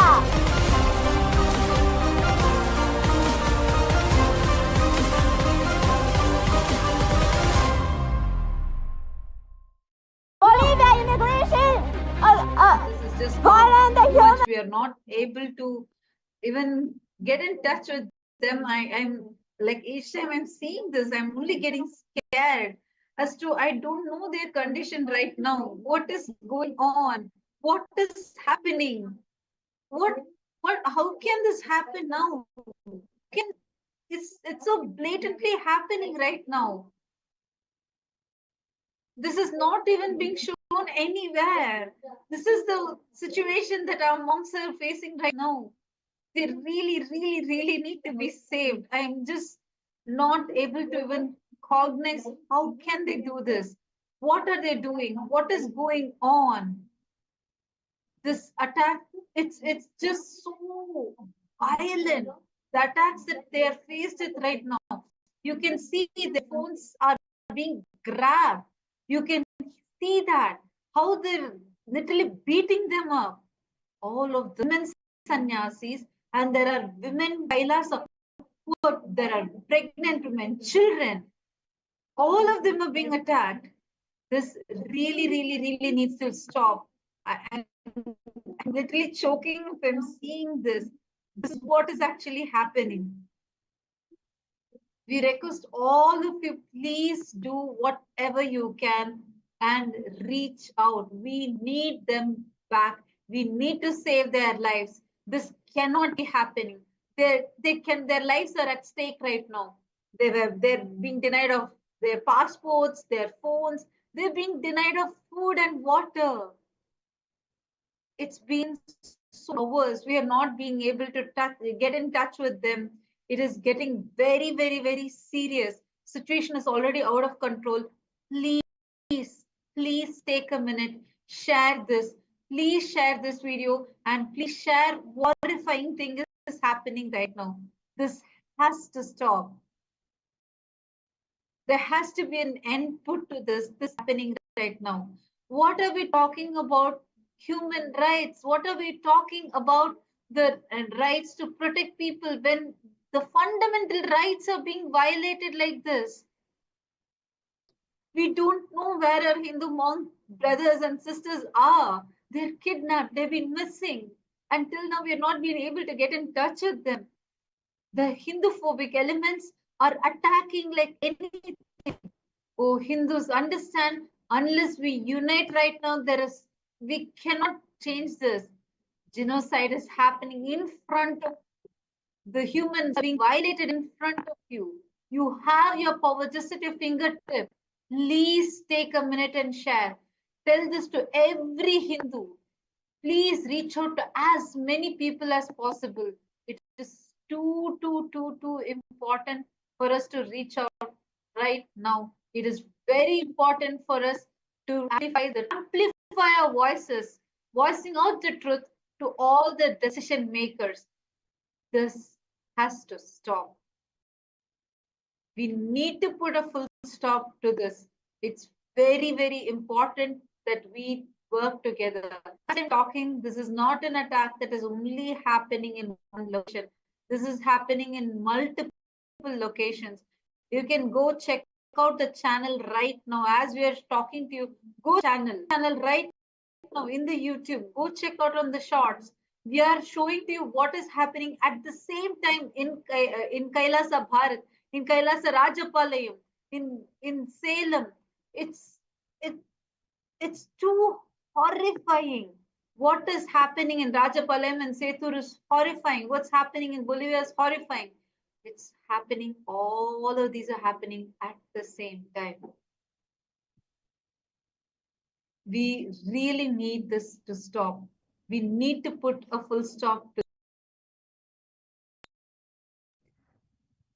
And I would like to also read out the comment of Mahasadashiva, who is saying that suggested that we send letters to the media that protect human rights, that thousands of us send these letters, and that the embassies of the nationals of the countries concerned make.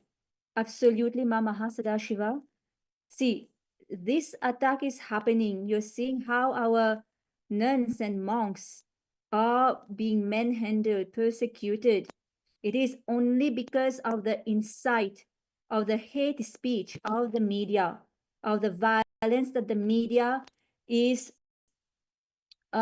inciting. So it is extremely important that all of you here send letters, emails to these media. We are extremely concerned for our nuns and monks. We do not know how they are doing. They are in illegal detention. They are being held illegally. None of their rights, human rights, religious rights, are being respected to the extent of not even water is being given, not even food is being given.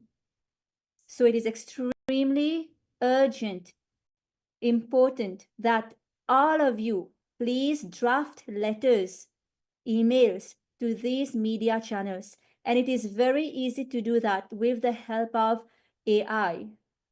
You can just give a prompt to the AI. This is what you want to write about. This is what is happening. And this is the response I want to give to this media channel called XYZ.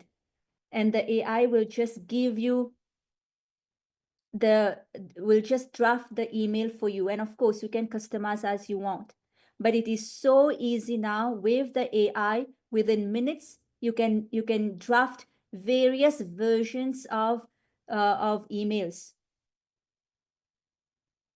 So requesting all of you once again, please write to these media channels, media houses, hold them accountable of their actions, of the lies that they are spreading, which is leading to the state of our nuns and monks are in right now, which is absolutely unnecessary, not required. They only went there to serve the people. Actually, it's very important. I want to highlight what are the services that are being done. Actually, Ma Vijay, if you could also share a little more on these services, because the kind of services that we as Kailasa have been doing for the indigenous nations, which of course they are extremely grateful for. I just wanted to want request you if you could share what are the different services that we have been doing, and how has the response been so far from these indigenous communities for the services that we have been doing? Yes. See, the services that Kailasa is bringing to these indigenous communities is what they have requested from Kailasa, because they are facing difficulties, they are facing issues. Their lands are not developed, they are underdeveloped, and they are even facing issues such as not even having clean water to drink, let alone proper education, educational centers, nothing.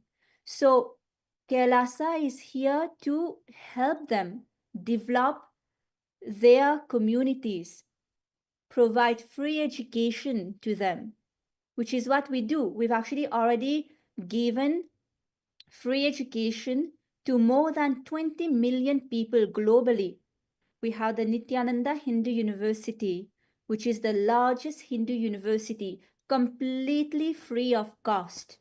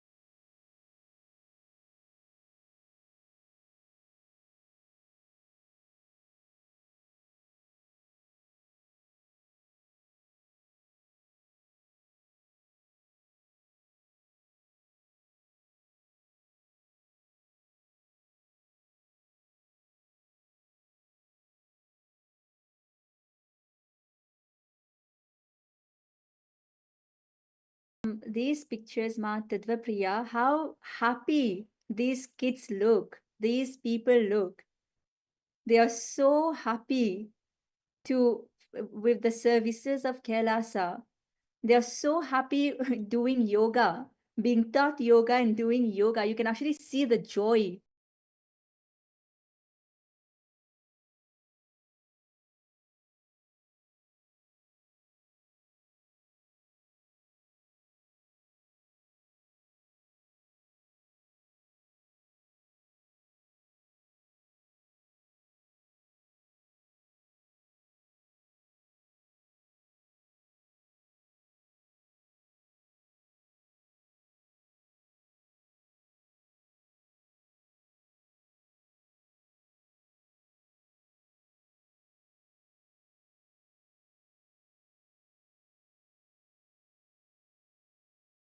Why is the world silent?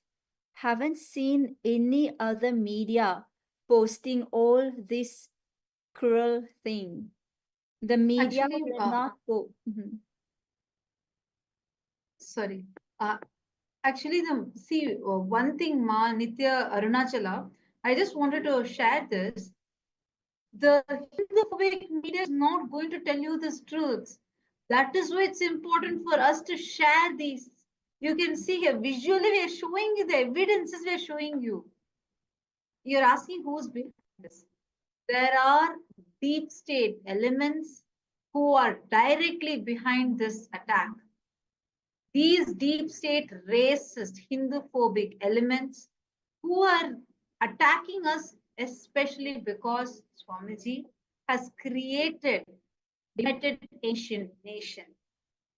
This United Ancient Nations is a beautiful IGO that Swamiji has formed, where, like how the United Nations, all the nations come together, and the member states come together and they pass resolution.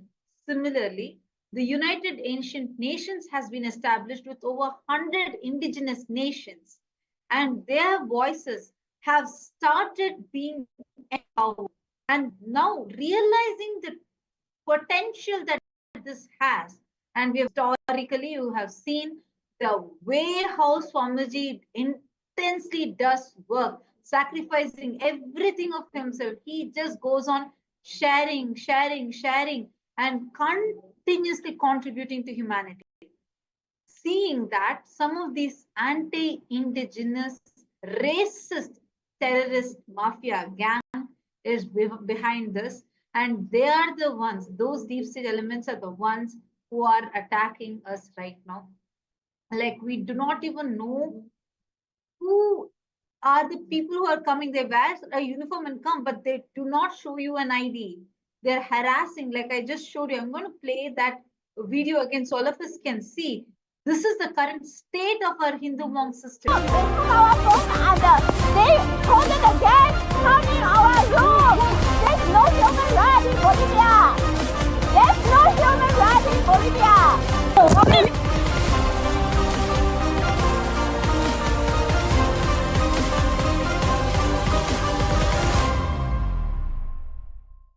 Bolivia immigration, violent human rights. You cannot have that. Hey, don't tell us. So these people hold the gang, come in our house and yes, with gun and search our cities. No, the immigration staff take our phone.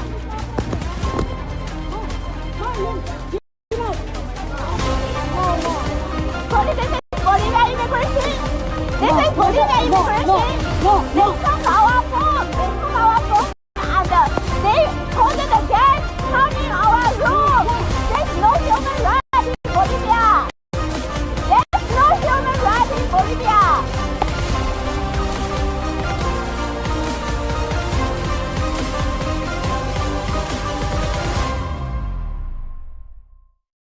Bolivia immigration, violent human rights. You cannot have that. Hey, don't tell us. So these people hold the gang, come in our house and with gun and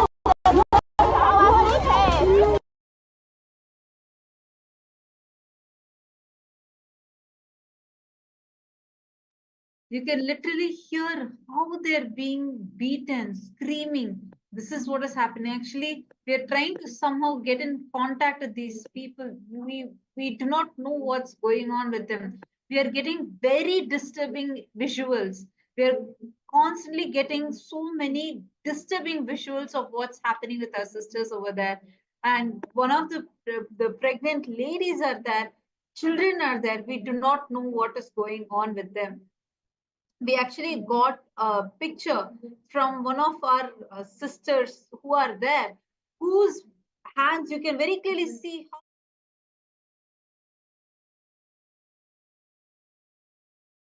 we are still trying to get in touch with all of them. We are not able to get, other than a few visuals here and there that we are collecting from various sources. This is really, really, really horrifying. This is too disturbing that, as you can see, you can clearly see the marks. This is how they are beating them up. This has to stop. This has to stop. You can see here the photo that I'm showing you right now is the attack that our people there in Bolivia right now facing. Please share this with everyone. This attack has to stop. We need to save our sisters. We need to save them. This is the price that we get for just serving people. Is this what humanity has to give back just for serving people? It's so painful. It is really, really, really painful. All those who are seeing this right now understand this is what we are saying as the Hindu Holocaust happening right now. Actually, any of the viewers that are here with us, if you want to, if you have any questions, you can post it here. Any doubts you want to clarify, please post it here. We will answer you. Ananda Parashakti Yogini is posting, Ma Durjati got a response from the US Embassy in La Paz saying that as they understand it, the individuals have been put on flights home. Is that even true? They did not seem sure. No, no, we are the monks are being detained illegally. We do not even know who these people are. They were kidnapped. We do not even know their location right now because they were kidnapped. We don't even know who these kidnappers are. And we are trying all the best possible ways. We are not able to reach them. As I'm talking to you right now, we are having so many people reaching out to different officials. We are not able to, we do not know their current situation. We don't know what's happening with them. This is the truth. This is what is the actual truth happening right now. They have not been sent back home. No. You can see here, this what I'm showing you now is what is the visual we just got. As I'm showing it to you right now. We are trying our best to get in touch with them. We are not able to. We have not been successful in getting in touch with them. All we are seeing is what you just saw. See here, what is going on? Oh my God. Is this what we get back just for serving people? So, Ananda Parashakti, just to clarify to you, that is not the truth. You can very clearly see here being able to reach our monk sisters. They are still struggling over there. We do not know their current situation. We do not know what's happening with them. And they have been beaten. They have been abused like this. It's horrifying. Targeted and attacked just because of serving the indigenous communities. This is what is happening right now. So please go right back, Ma Durjati, right back to the embassy from wherever you got the response, right back to them. Send them this video, send them all these details, and tell them clearly that we have still not been able to get in touch with our sister monks. Please tell them this. Share the video that is there on the channel. Go to the SPH channel right now. KAILASA SPH Nithyananda YouTube channel. Please click on it. Go to the short and share this shot with them. Tell them it is happening right now. We need their help. We need to save them. We can do it if we all come together. Please take a few minutes and And we also have a comment from Ma Meenakshi, who is saying the fictitious state label against Kailasa is not only false, it's a violation of Bolivian law. Kailasa is internationally recognized. Absolutely true, Ma Meenakshi.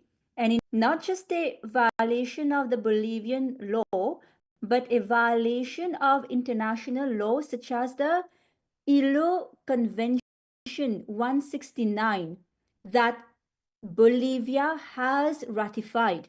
The convention ensures the rights of indigenous people, the right to self-determination. And by labeling Kailasa as a fictitious state, it is in fact, the media is in fact violating the right to self-determination of Kailasa. And not only that, Kailasa, as per various international laws, such as the Montevideo Convention, which states that for a country to exist, it needs criteria, and Kailasa meets all the 4 criteria. It also meets the, let me reiterate the criteria, which is a government, a sovereign, a population, and the ability to enter into diplomatic relations with other states. So Kailasa has all the 4 criteria. And on top of that, nobody, no other state, not even the UN, can give recognition to other state. That is determined by international law such as the Montevideo Convention, as well as the doctrine of continuity. The doctrine of continuity specifically applies to Kailasa because it is the revival of ancient nations that has been present for many thousands of years, dating back to even more than 15,000 years. And we have documented records of these Hindu kingdoms for which the Supreme Pontiff of Hinduism has been coronated as the king, as the sovereign kings. There's documented record to show that Kailasa is the continuation of these ancient Hindu kingdoms. And not just ancient kingdoms, but indigenous kingdoms. Actually, Vijay Priyam, I wanted to ask you this. Can you share more about why they are targeting and attacking him? Because I see that as a repetitive question. And why? Because Swamiji has been targeted since the year 2003. Actually, many people, many of our viewers do not know when Kailasa's revival started. Actually, in 2003, that time itself, the legal framework was done for Kailasa that got started in 2003 itself. That is why from 2003, Swamiji is being attacked. The anti-Hindu, Hindu mystic forces are attacking Swamiji since that time itself. And all of you can see that very clearly. So, Ma Vijaypriyamma, I just wanted you to also highlight on what are the different aspects, like where we clearly have the evidences. Courts have exonerated Swamiji. Why are these people attacking us still? What is actually going on? Yes. See, I would actually like to put a question for the viewers here, especially, the viewers who've experienced Swamiji. See, before meeting Swamiji, before being initiated by Swamiji, how was your life? And now, how is your life? What is the change? What is the transformation that you have gone through? It will be good if all of you here can comment and just, analyze, look in. Because see, we actually start taking it for granted. We actually start forgetting the lives that we've had, all the worries, all the anxiety, the fears and whatnot that we've had before meeting Swamiji. And we don't realize it unless we start interacting, with people who've not had the same transformation. So see, if you look in, you will understand how much of fear, worry, insecurity in you just got dissolved. It's just not there anymore. Swamiji has empowered all of us so much, given us so much of confidence, right? Literally, he's making us God, making us realize our divinity. So when people start to realize their divinity, they cannot be exploited. Human beings can be exploited if they have fear and greed. If they do not have fear and greed, they cannot be exploited. And that is the reason Supreme Pontiff of Hinduism, Bhagavan Sri Nithyananda Paramashivam, is facing persecution, so much of attacks, because he is selflessly, see, he doesn't have any selfish interest. He is only just pure compassion and love. He came down to planet Earth only for us, only to enlighten us, right? So the freedom that we are facing, the freedom that we are realizing, we are feeling now, it's only because of Swamiji. And when we feel that freedom, again, we cannot be exploited by deep state element, that people who have vested interest, right? People who would like exploiters of Mother Nature. They cannot do that. So that is why so much of attack, because Swamiji one is empowering all of us, making us realize our divinity. Second, reviving the ancient wisdom of the indigenous communities that does not exploit the environment, that doesn't have the concept of exploitation. Absolutely. And also Swamiji has sovereignty, and he inherits this sovereignty. Like, why Swamiji is reviving these and how Swamiji is reviving these? We have everything legally legal. I want to show to all of you. Actually, you all can see here. These are the 21 kingdoms that Swamiji is the head of. Swamiji has been coronated as the king of these 21 different Hindu kingdoms. And these are what Swamiji is reviving. These are our indigenous Hindu kingdoms. And these have been, Swamiji has been coronated in all of these, and Swamiji inherits these. Out of these major ones are unbroken. So this is the kind of history that we have and clear proof that we have. The coronation ceremonies for each of these kingdoms for Swamijis is well documented. And because we have all these, because we have all of these with us clearly, and they are able to clearly see that all the evidence is out there, but still the Hindu phobic. We want you to understand. All of us need to wake up to this truth. All of us need to realize what we are facing is a direct attack and a persecution. What is Swamiji doing? Except for serving humanity. Why are we being targeted and attacked so much? It is because Swamiji is empowering us. And due to this empowerment, we are all waking up to the powerful components that we have. We are being targeted, persecuted, and attacked. You are being brutally denied of all the rights that you have as a Hindu. It is very important for us to wake up to all of these. See, Just because Swamiji is reviving Kailasa, I just want to show to all of you what Swamiji is doing through Kailasa. You all can see here how so many medical camps, free medical camps, disaster relief programs, free educations, all this are being conducted.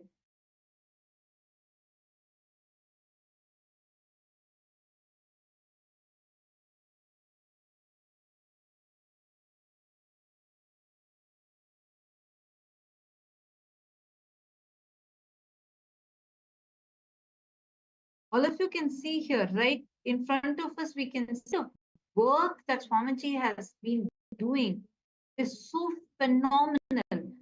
See, this people are experiencing the direct transformations, benefits, and clearly the amazing Swamiji is doing to them. You all can see this. These are some of the pictures of all the free medical camps that we are conducting. Even now, so much of medical camps and support is being given through projects such as Borders and free medical camps, healing, spiritual healing, and giving free surgeries to people. Like this, so many, and the two top-notch doctors from different parts of the world are coming together, and this free medical camp is being conducted around. You can see the kind of yoga classes, high class yoga classes, with the revival of the original yoga as per the Hindu scriptures being given completely for free, empowering humanity. Same way, see the Annadan with the vision of for a hunger-free world. Swamiji started this, and since 2002 till now, unbroken, every days we are having the Annadan. Over 1 billion being served, and we are continuing. You can see whether it is serve the sadhus, serve the homeless people, or serving during disaster relief, or and serving, giving free food everywhere. So many of our temples around the world, Swamiji is doing these initiatives, but media will not tell you this. Media is not going to tell you all this truth. You can see the kind of work that Swamiji is doing, whether it is Kailasa's palliative care program or the various healings, initiations. Same way, take Department of Education. Over thousands of students benefited from this with absolutely free education. We have the highest IQ empowerment that's happening. Kids at such young age being able to crack tests like such as Mensa. This is what Swamiji is doing.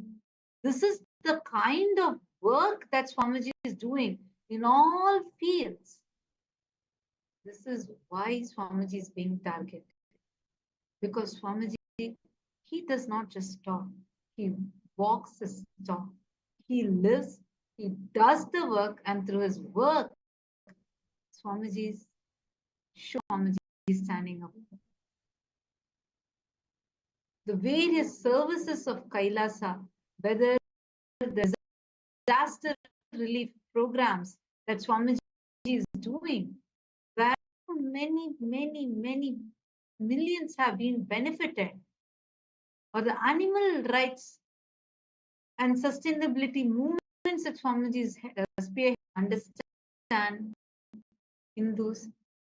It is because Swamiji is standing up for Hinduism. And no matter what anyone tells, Swamiji does not deter away. You all need to know, Swamiji was blackmailed at one point to just give up Hinduism. Swamiji was blackmailed, but Swamiji did not give up. This is why Swamiji is being attacked. And we have more comments here. We have Kailasa San Diego. who is asking, did the Bolivian outlets contact KAILASA before publishing their narratives? Balanced journalism requires presenting both sides. So the answer is no. And they are also not interested in knowing both sides of the story. Because if they wanted to uphold their ethics, they would have contacted KAILASA for both sides of the story. But they are simply they simply are not interested because their only objective is to spread disinformation and incite hate. And that has been the trend since 2010, since the persecution started. When these deep state elements started realizing the good that Swamiji is doing to revive the ancient tradition. So that is why it is also very important, again reiterating, to reach out to these media outlets and hold them accountable for their actions. And we also have many comments from Ashutosh Sharma, who is saying, I was thoroughly brainwashed by the media, by the mainstream media, movies and food industry. Swamiji helped me connect to my roots and brought dharma into my life. I got healthy, manifested great career and wealth because of Swamiji's teachings. And the ecosystem Swamiji has created is such powerful force for good in this world, in such deep, it is such deep wisdom with thousands of years of the heritage. We need to wake up, stand for the ecosystem, for dharma. Absolutely, Sharmaya. See, I am sure all of you here can share so many experiences where Swamiji has healed you. You know, you've manifested wealth into your life. You've manifested the jobs that you wanted. You've manifested great family relationships, whatever it is. You've experienced bliss, right? So many of you here can actually share. And these are all your Sakshi Pramanas that nobody can deny. But again, you have to understand that these Hindu music, racist, anti-Hindu media outlets, when they in KAILASA and when they are persecuting the Supreme Pontiff of Hinduism, is spreading false lies, they are preventing others from experiencing the same, from benefiting the same as you have. So it is also your responsibility now to, again, raise awareness, make these media outlets accountable, so that more and more people can have the same experiences and benefits that you have received from Swamiji. And I just wanted to also address one very important thing. Like saw a message where one of the viewers had asked about fair journalism and why they're not asking KAILASA side, like they did not ask KAILASA side. I just want to address this. Not just they did not ask KAILASA, they didn't approach us. Even what we are trying to give to them, they're not taking. They did not even cover what indigenous people are telling. Can you imagine? Claiming that there are, as if there are two sides, and they're claiming as if they're talking for the indigenous people.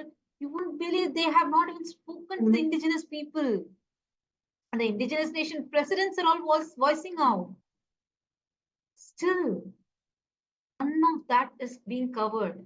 The only thing, see, this is a tactic that always the aggressors have used upon us. The colonizers have used upon us. Where they brainwash certain sect of people who are look-alikes, like they look like those indigenous people, but they are not those indigenous people.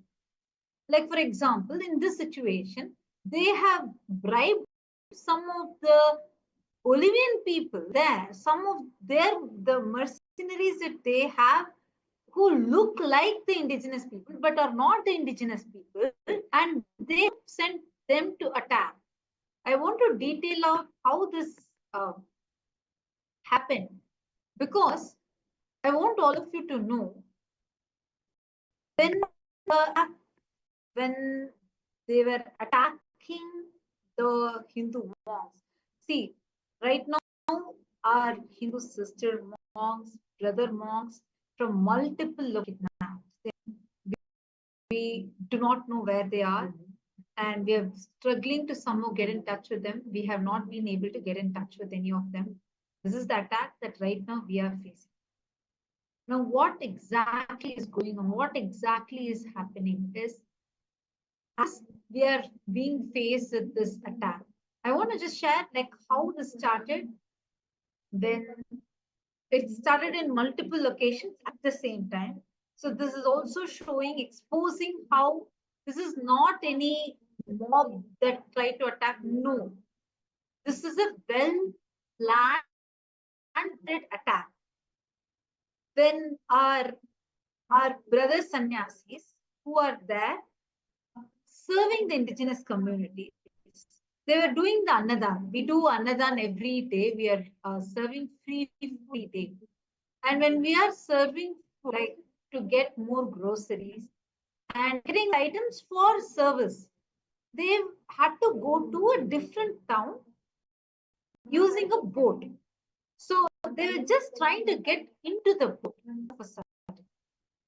There was, and this is slightly away from where we actually do the services. There is where we are doing the services. Indigenous community that is happy with us. But they waited till these few monks wait and trying to get into the boat. And in the boat, they surrounded.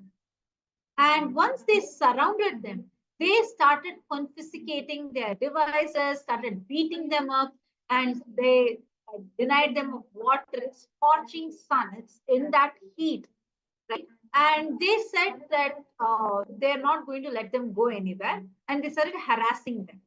And our monks literally begged them, requesting them to say, just please leave. And we are here just to serve.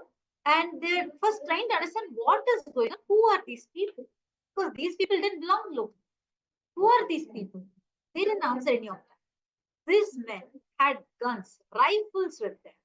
And they had knives, rifles, and they were pointing it out at the sannyasis and were threatening. And I want to share how we got to know this. We saw this being live covered by some of the Hindu-phobic media channels. At the same time, in a different location, where our Hindu monks, sisters were staying, and these are hundreds of miles apart, literally like different cities altogether. And in that place, in that location, all of a sudden, they were just doing their spiritual routine, doing the yoga and puja. Uniformed armed men barged into an all-female monastery campus. And they immediately, our sister sannyasis asked who they were. They did not answer and started confiscating all their items, their phones, their bags, their passports. And immediately our lawyers tried to rush over there, trying to reach them to find out what is happening. It's so the situation is like completely against the fundamental laws, because they did not allow even the lawyers to get in touch with them. They did not allow the people to reach out to any of their legal representatives, and they're begging, saying, please allow our legal authorities, the legal representatives, the lawyers are right outside. They denied. Instead, they blocked the whole place. They let some specific media channels to come and do a live coverage. And it was not a live coverage. I just wanted to tell, like, they were trying to shoot videos and trying to portray a different narrative altogether. This was what is happening. And simultaneously, multiple different places. Our sisters sannyasis were in different places, doing different activities, services. doing annadan, or here teaching yoga, doing the puja rituals. So at that time they were attacked. How did they track all these people at the same time? What is going on?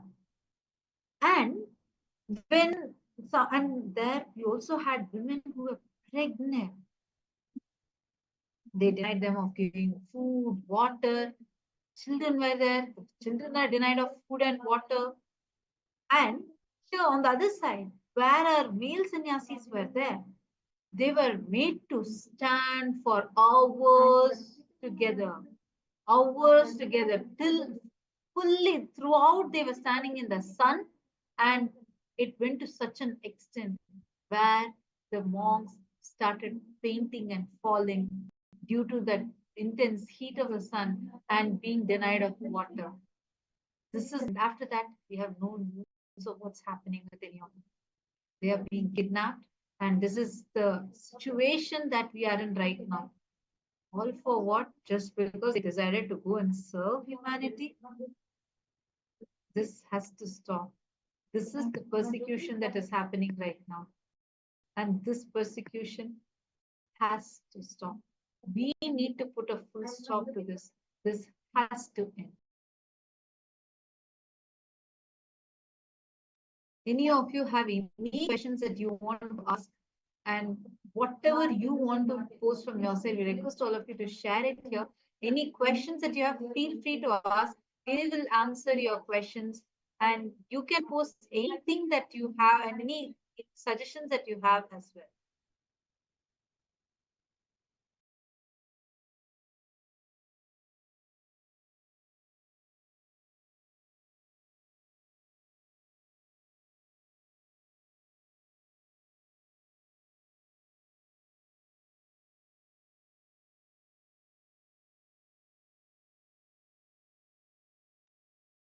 And we also have Dr. Sridika Karthik, who is sharing. With Swamiji's grace and blessings, we have manifested such deep fulfillment in life with respect to health, wealth, completion in relationships, and amazing health benefits. Yes, ma, absolutely. And we also have Ma Apiri Chedyananda, who is saying, why is the media silent on Kailasa's sovereignty, but loud as elsewhere? If we don't call it out now, who will? Yes, ma, it is high time that we call it out. It is very, very high time that we stop being silent, that we voice out on all social media platforms, because the mainstream media is not going to do it. The mainstream media is not interested in the truth. They are not interested in the rights of the indigenous people. So please, all of you, please share widely on your social media platforms, emailing the media outlets, your governments also, raise what persecution is happening to Kailasa, which is a Hindu nation, the only Hindu nation who have been persecuted, continuing to face persecution for centuries. And you may also ask, there's so much of talk happening on international platforms about persecution, and you will see there's so many resolutions, conventions that are being set up about persecutions on a certain group of people. But have you seen anywhere for Hinduism? No. The international community is not going to address the persecution of Hindus. Only Swamiji is doing that. And it is your responsibility, all of you, to now wake up to this persecution and start becoming active and actively reaching out. Find ways. What else can I do? What next can I do to make this persecution stop? Because remember, the more we are getting persecuted, the more that is taking time away from the services, from the mission, the actual mission and vision of Kailasa. That is to help humanity, enrich humanity, raise humanity, and ultimately giving enlightenment to the whole humanity and global peace, which all nations are struggling now. All the nations are struggling with global peace, and they do not know how to stop it. They do not have solutions because they do not even know what is the root of so much of conflict. They are not addressing the roots. They are just trying to put a band-aid. So Swamiji is addressing the root to all these problems. That is the work, that is the huge work that he is doing for the sake of humanity. He didn't have to do it, but he's doing it for our sake, so that we have a future, so that our children have a future. And we also have Aparichidyananda, who is saying every false headline against Kailasa adds to the pain of indigenous peoples globally. Yes, absolutely.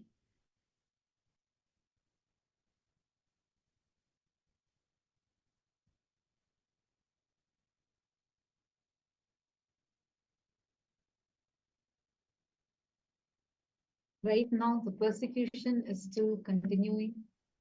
And we thank all of you who are supporting us.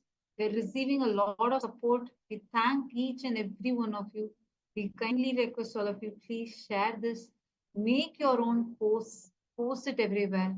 Let's spread this awareness and let us save the lives of our Hindu monk sisters, Hindu monk brothers. Let us save the lives of all our indigenous people.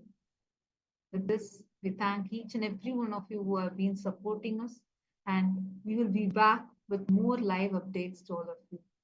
Let us now offer our gratitude to the Supreme Pontiff of Hinduism and his immense sacrifice. And let us now conclude with the Purna Mantra. Om Purnamadav Purnamidam Purnat Purnamudachyate Purnasya Purnamadaya Purnamevavasishyate. Om Shanti Shanti Shanti Harihi Om Tat Sat. Sarvam Bhagavat Shri Nithyananda Paramashiva Padukarpanamastu. Om Nithyanandam.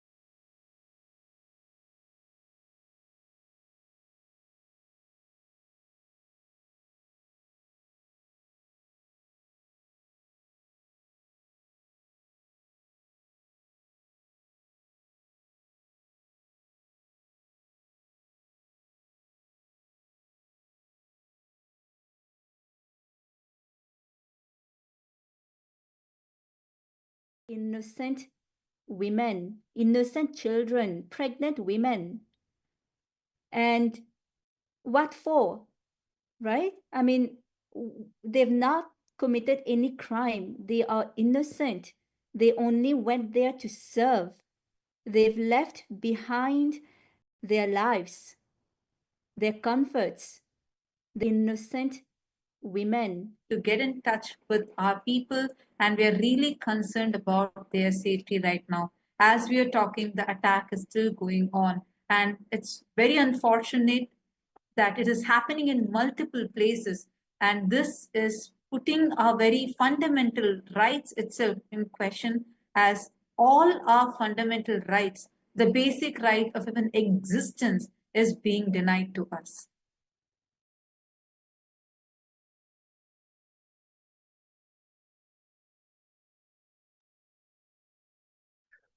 What we are going through right now is since the continuation of yesterday, where the monks were kidnapped and they were beaten, they were held at gunpoint, threatened. Since then, we have been continuously facing the continuous attacks and persecution by the locals and incited by the deep state who have been continuously on attack. And we are only getting glimpses of various small clips that are available to us that are coming through, that is also taken by the false media, which is trying to portray the situation in an absolutely wrong way again. So we are still concerned, as we are seeing, as we are all speaking to each other here. Today we wanted to take this time to clarify the false allegations that have been placed on Kailasa by these anti-Hindu, Hindu-phobic, Hindu-mesic, anti-indigenous media that has been claiming in the favor of the indigenous nations. But we have the direct words from the indigenous nations. As we saw yesterday, the lawyers had given their statements from the indigenous leaders who are there, who are directly and completely in support of Kailasa, seeing how the entire deep state is being used to arm twist and to do whatever they want against the indigenous nations and communities.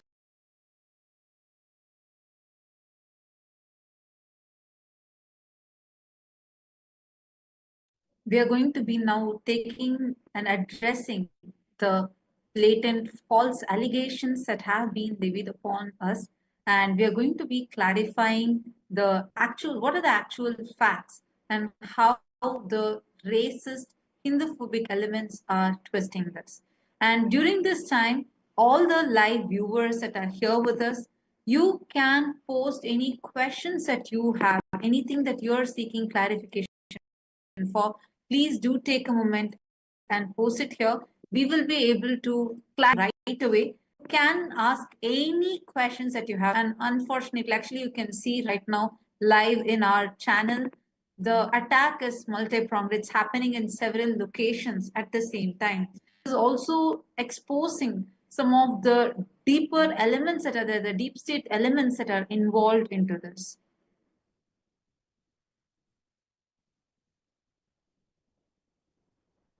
In fact, as we've all been seeing since the last so many days, and yesterday we showed and we explained the whole thing on air. Right now, as we talk, our female monks of Kailasa and the male sannyasis, all of them are being attacked, being persecuted. For what? For carrying forward the mission of serving the humanity that Swamiji has envisioned. All the songs that are there, whether it is as right now, whether it is happening in a way in different Kailasas, in multiple Kailasas, the attacks that are happening, whether it is Kailasa Bolivia, whether it is Kailasa Ecuador, or whether it is in Kailasa in Tamil Nadu, in Salem, in Sethur, each of these places, right now, the sannyasis, the monks, the people who have dedicated their life for the mission as Swamiji is envisioned to serve the humanity are being attacked just now as we talk.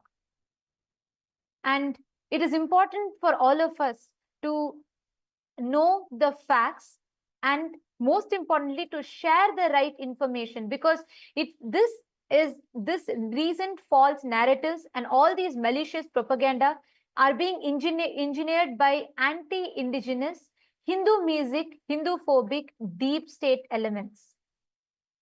And we are here to issue our official statement to clarify our intentions and to reaffirm our commitment to environmental protection, cultural preservation, and all the sovereignty of all the ancient nations as envisioned by the Supreme Pontiff of Hinduism, and as being served, as Swamiji is proving it through the various different contributions that have been extended.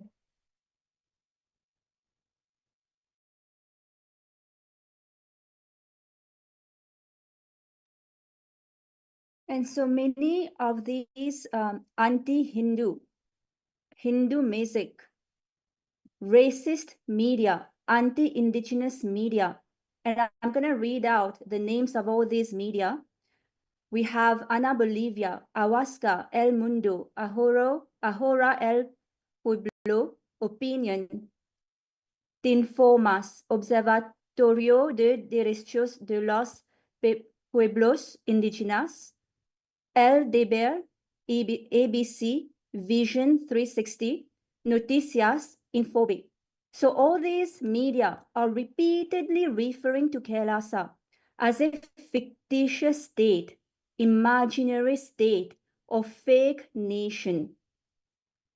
So labeling the United States of KAILASA as fictitious, imaginary, is a deliberate attempt to deny us our right to self-determination.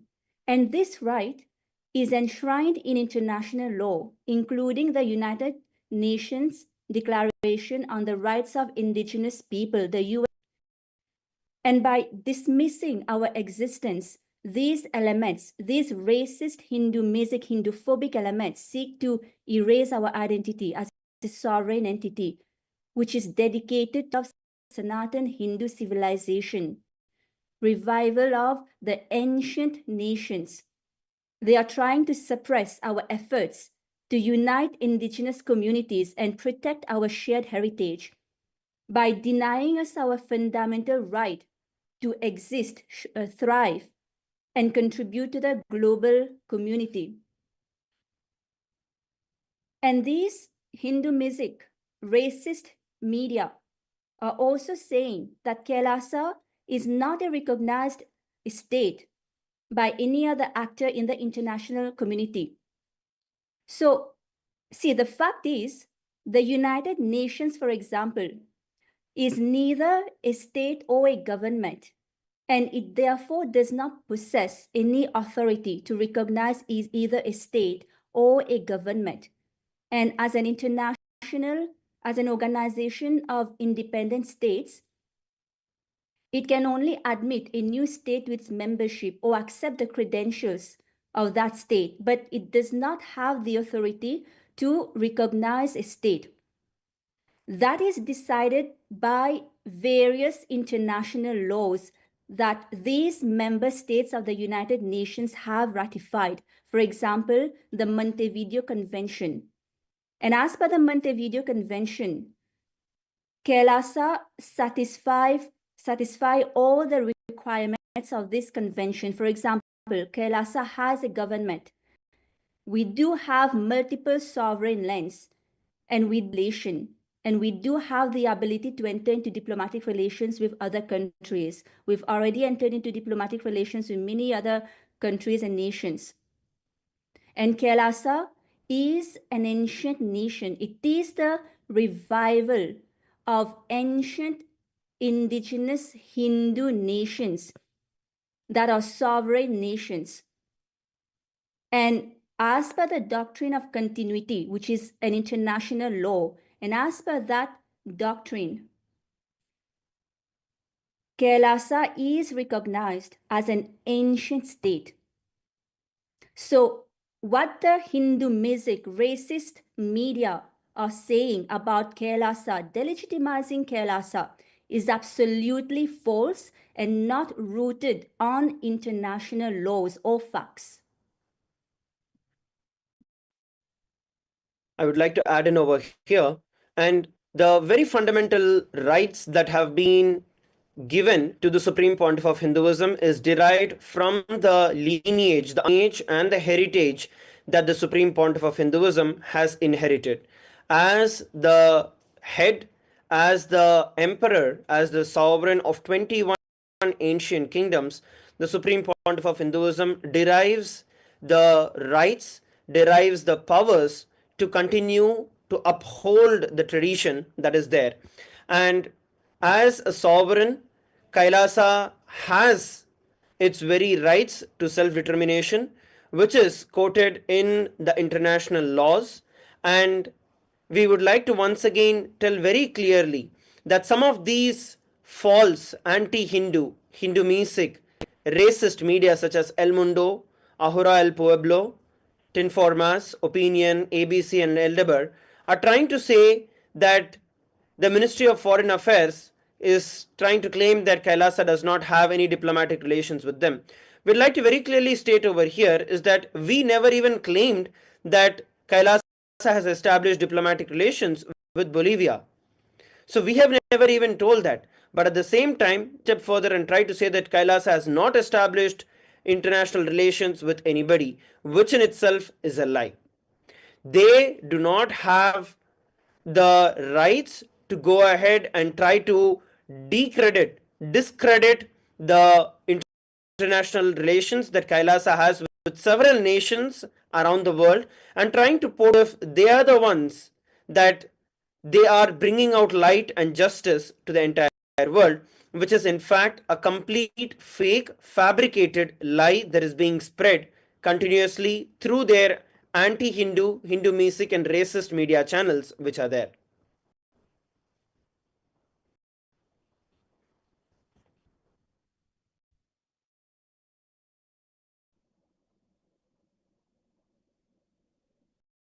And what attack we are experiencing right now is also in violation of the Bolivian laws, the Bolivian constitution.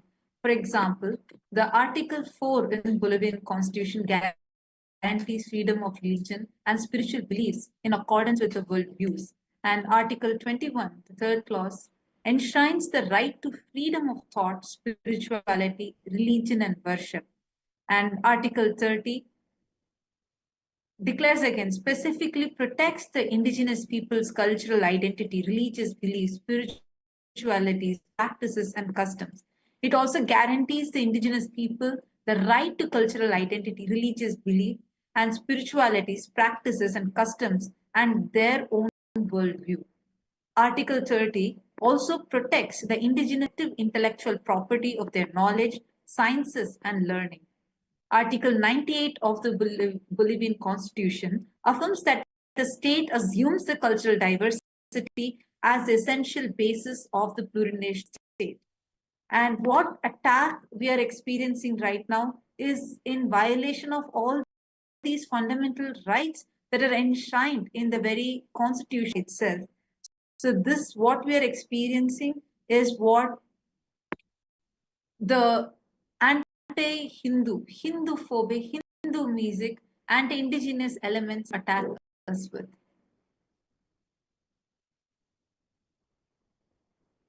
And I would like to add that the media, the Hindu Misic, anti-indigenous, racist media, is also accusing the Supreme Pontiff of Hinduism, Bhagavan Sri Nithyananda Paramashivam, the Supreme Pontiff of Hinduism of 2 billion Hindus, of being a self-proclaimed Hindu religious leader who declares himself the Supreme Pontiff of Hinduism, and also referring him and Kailasa as right-wing, pro-fascist religious sect. See, let me remind these media that these false allegations are in complete violation of the Bolivian laws, complete violations of freedom of religion and spiritual beliefs, including many international legal instruments such as the American Convention on Human Rights, Article 5, right to humane treatment, right to personal liberty, and so on. And the Supreme Pontiff of Hinduism has been declared by his predecessors of his enlightened masters and adept as the incarnation of Paramashiva. And as per Hinduism, he has been coronated as the heir, as the king of many akharas, of many apex bodies, ancient apex bodies of Hinduism that are several thousands of years old.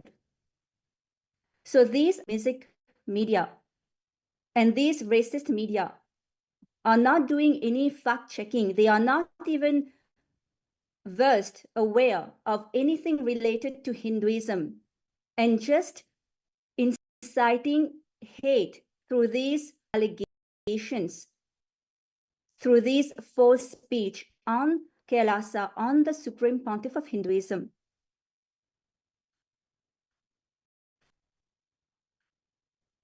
And at the same time, the false media, the allegations that they try to bring up, the racist in Hindu music media, that the allegations that they try to keep bringing up time and again, is that Kailasa as a fictitious nation. Kailasa is a nation. As I mentioned earlier, Kailasa is very clearly a nation with multiple sovereign territories, autonomous territories that have been gifted by various countries around the world with whom we have established diplomatic relations and have also established several levels of diplomatic relations as well. And once again, the way that the campaigns are done and is spread is very clearly shown evidently by not just suppressing the voice of Kailasa, but also suppressing the voice. If you actually see any of the news articles that has been published till now, you will not see an actual indigenous community member who has given their voice against Kailasa or what has been going on, other than just fabricated lies on the using the names of the indigenous communities which are there. In fact, a lot of indigenous leaders have continuously been sharing the positive information. They have been really concerned for our monks and the male and the female monks.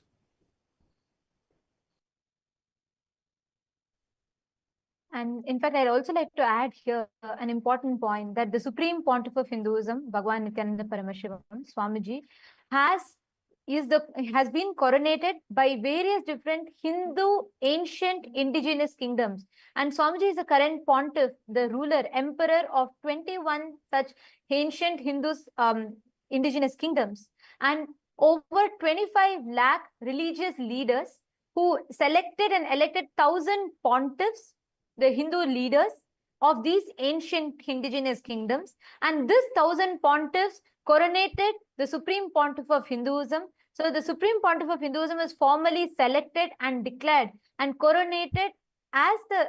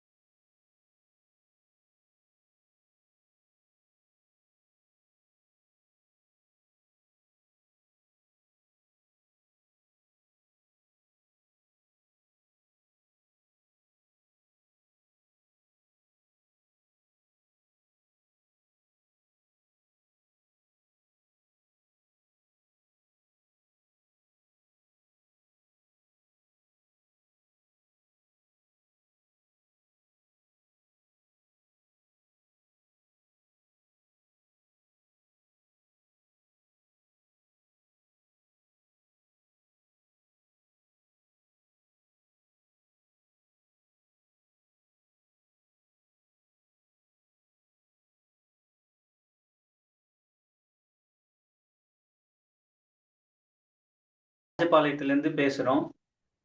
இந்த இந்த property வந்து நித்யானந்த தியானபீடம் ட்ரஸ்ட்டுக்கு சொந்தமான public charitable property இது.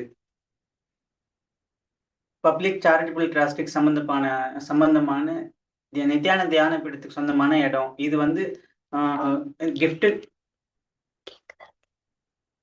சாமி கேக்குதுங்களா?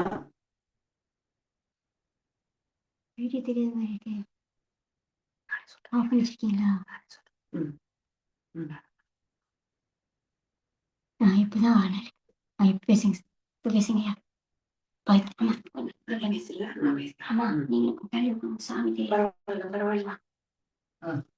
இப்ப தெரியுது. Okay, பேச ஆரம்பிக்கட்டுங்களா? சாமி நாங்க பேசுறது கேக்குதுங்களா?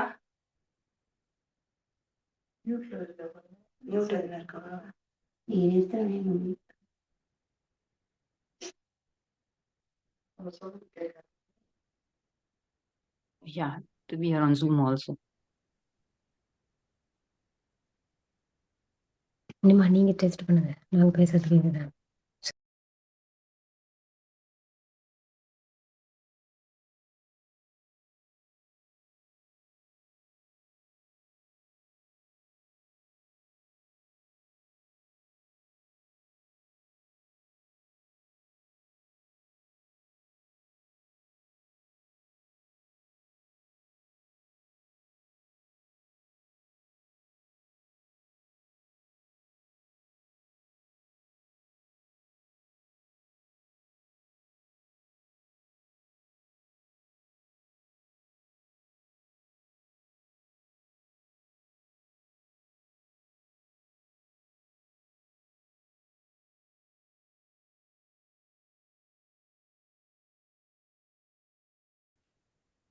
நித்யானந்தம்.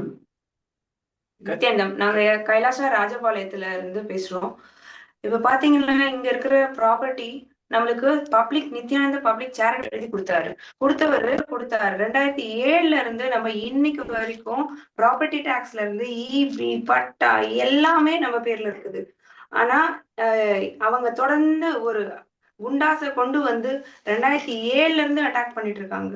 அவங்களோட குண்டாசியும் அந்த கணேஷோட ஆட்களையும் கொண்டு வந்து சன்னியாசிங்களோட நம்ம சேத்தூர்லயும் சரி, ராஜபாளையத்திலயும் சரி, அங்க இருக்கிற சன்னியாசிங்கள உயிர் த்ரெட்டனிங்காக உள்ளே பெட்ரோல் குடி 2019 பாத்தீங்கன்னா பெட்ரோல் வெடி கொண்டு போட்டு அவங்கள உள்ள லைஃப்ல எரிச்சிருவேன் அப்படின்னு சொல்லி மிரட்டுனாங்க. வண்டியை எரிச்சிருக்காங்க. அதுக்கான எவிடன்ஸ் எல்லாமே நம்ம கிட்ட இருக்கு. நம்ம அவரே போய் பாத்தீங்கன்னா இந்த ப்ராப்பர்ட்டி அதாவது கிஃப்ட் டீடு கொடுத்தது வந்து அவரே வந்து எந்த கண்டிஷனும் இல்லாம மாற்ற முடியாத, திரும்ப பெற முடியாத ஆவணமாதான் அவர் கொடுத்தாரு. ஆமா, மாற்ற முடியாத, திரும்ப பெற முடியாத தான ஆவணமாக தான் அவர் கொடுத்தாரு. அவர் கொடுத்ததுல இருந்து இன்னைக்கு தேதி வரைக்கும் அங்க நம்ம எல்லா ஆக்டிவிட்டிஸும், எல்லா பூஜை எல்லாம் இந்து தர்மத்துப்படி எப்படி எல்லாம் வாழ்றதுக்கு உண்டான எல்லா பூஜை பண்றது, தியானம், யோகா எல்லாம் தொடர்ந்து அக்ரிகல்ச்சரு, கோசாலா, ஒரு அன்னதானம், இந்த மாதிரி எல்லாமும் நாம தொடர்ந்து பண்ணிட்டு தான் இருக்கோம். ஆனா இந்த லேண்ட் மாபியாஸ் எல்லாம் இருக்காங்க இல்லைங்களா, அவங்க போய் என்ன பண்றாங்க, இந்த லேண்ட கிராப் பண்றதுக்கு கணேஷோட சேர்ந்துக்குன்னு பண்றாங்க. அதாவது உள்ள இருக்கிற சன்னியாசிகளை செக்ஷுவல் ஹராஸ் பண்ணி அந்த மாதிரியா பண்ணி நம்ம அவங்கள வெளியேற்றணும்னு செக்ஷுவல் ஹராஸ் பண்ணி சன்னியாசின்னு கூட பார்க்க மாட்டேங்கிறாங்க. அவங்கள செக்ஷுவல் ஹராஸ்மெண்ட் பண்ணி அவங்கள எல்லா ஃபீமேல் சன்னியாசிஸ் தாங்க முடியாதது அதுதான். ஃபீமேல் சன்னியாசிஸ் செக்ஷுவல் ஹராஸ்மெண்ட் பண்றாங்க, அந்த லேண்ட் மாஃபியாசிஸ். அதுக்கு துணை போறாரு இந்த கணேஷ் டாக்டர். அதுக்கப்புறம் அவங்க பாத்தீங்கன்னாக்கா அவர் கொடுத்துருக்குது கிஃப்ட் டீட. ஆக்சுவலா ஒரு கிஃப்ட் டீடு கொடுத்தா 2 பேருமே தான், அவரே அன்கண்டிஷனல் இர்ரிவோக்கபிள் டீடா தான் கொடுத்தாரு. அவரு படிச்சிருக்காரு. ஒரு டீடை வந்து நம்ம கேன்சல் பண்ணணும்னா 2 பேரும் மியூச்சுவல் கன்சர்ன் வேணும்.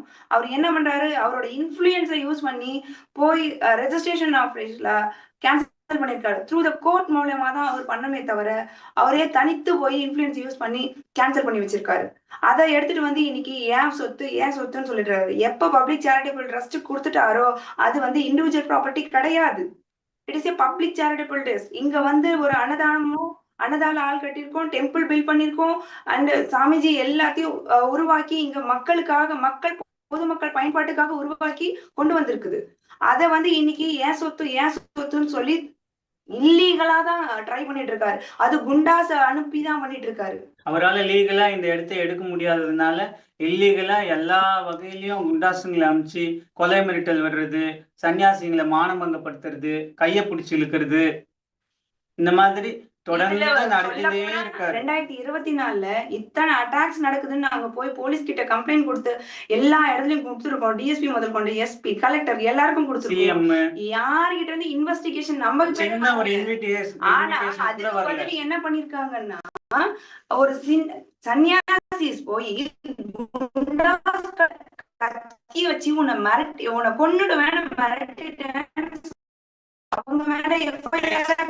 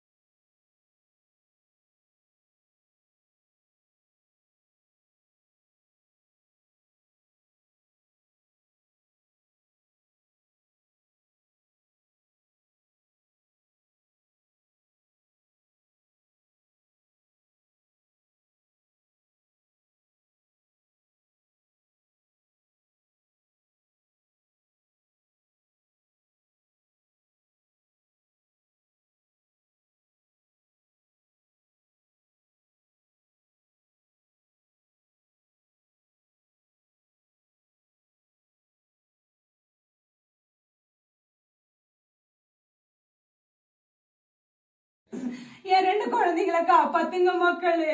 எங்களை இந்த இந்து சனாத்த தர்மம் வாழ எங்களுக்கு வழி சொல்லுங்க மக்களே. அவங்க தூக்கி எங்களை வெளியே போட்டாலும் எங்களுக்கு வேற வாழ்க்கை இல்லை. எங்களுடைய வாழ்வாதாரம் இதுதான், எங்களுடைய வாழ்வியல் முறை இதுதான். எங்களுடைய வாழ்க்கை இந்து தர்மத்தை வாழ்றதுதான், சனாதன தர்மத்தை வாழ்றதுதான். அவங்க எங்களை கொண்டாலும் சரி, நாங்க தொடர்ந்து பகவானுக்கு பூஜை பண்ணி தான் வாழ போறோம். இதுதான் எங்க வாழ்க்கை முறை. நாங்க இந்த வாழ்க்கையை தான் வாழணும்னு ஆசைப்படுறோம். இந்த தொடர்ந்து வாழ போறோம். எங்களுக்கோ எங்க குழந்தைகளுக்கோ எது ஒண்ணு ஆனாலையும் இந்த இந்து விரோத கும்பலோ இந்த அதிகாரிகளும் தான் காரணம். இது உங்களுக்கு கடைசியா இத சொல்லி தெரிவிச்சுக்கிறோம். இதுக்கப்புறம் எங்க கிட்ட எந்த ஒரு எவிடன்ஸும் இல்ல. கரண்ட புடிங்கிட்டாங்க, பாறைய புடிங்கிட்டாங்க, எதுக்காகவும் வெளியே போக முடியல.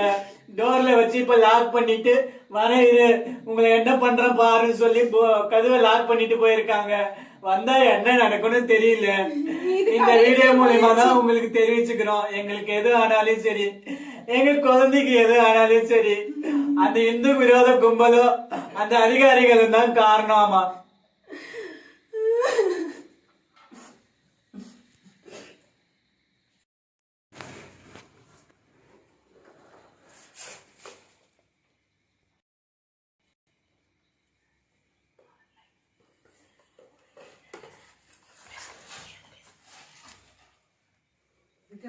நாங்க வந்து பூஜை பண்ணிட்டு இருக்கோம். கருவறையில உள்ள உட்காந்து பூஜை பண்ணிட்டு இருக்கோம். இங்க வந்து இப்ப நாங்க இங்கதான் இந்த இடத்துல தான் இருக்கிறோம். ஆனா இங்க வந்து போலீஸ் வந்து அட்டாக் பண்ண வராங்க. கதவை உடைச்சு உள்ள வெளியே ஏத்த வராங்க.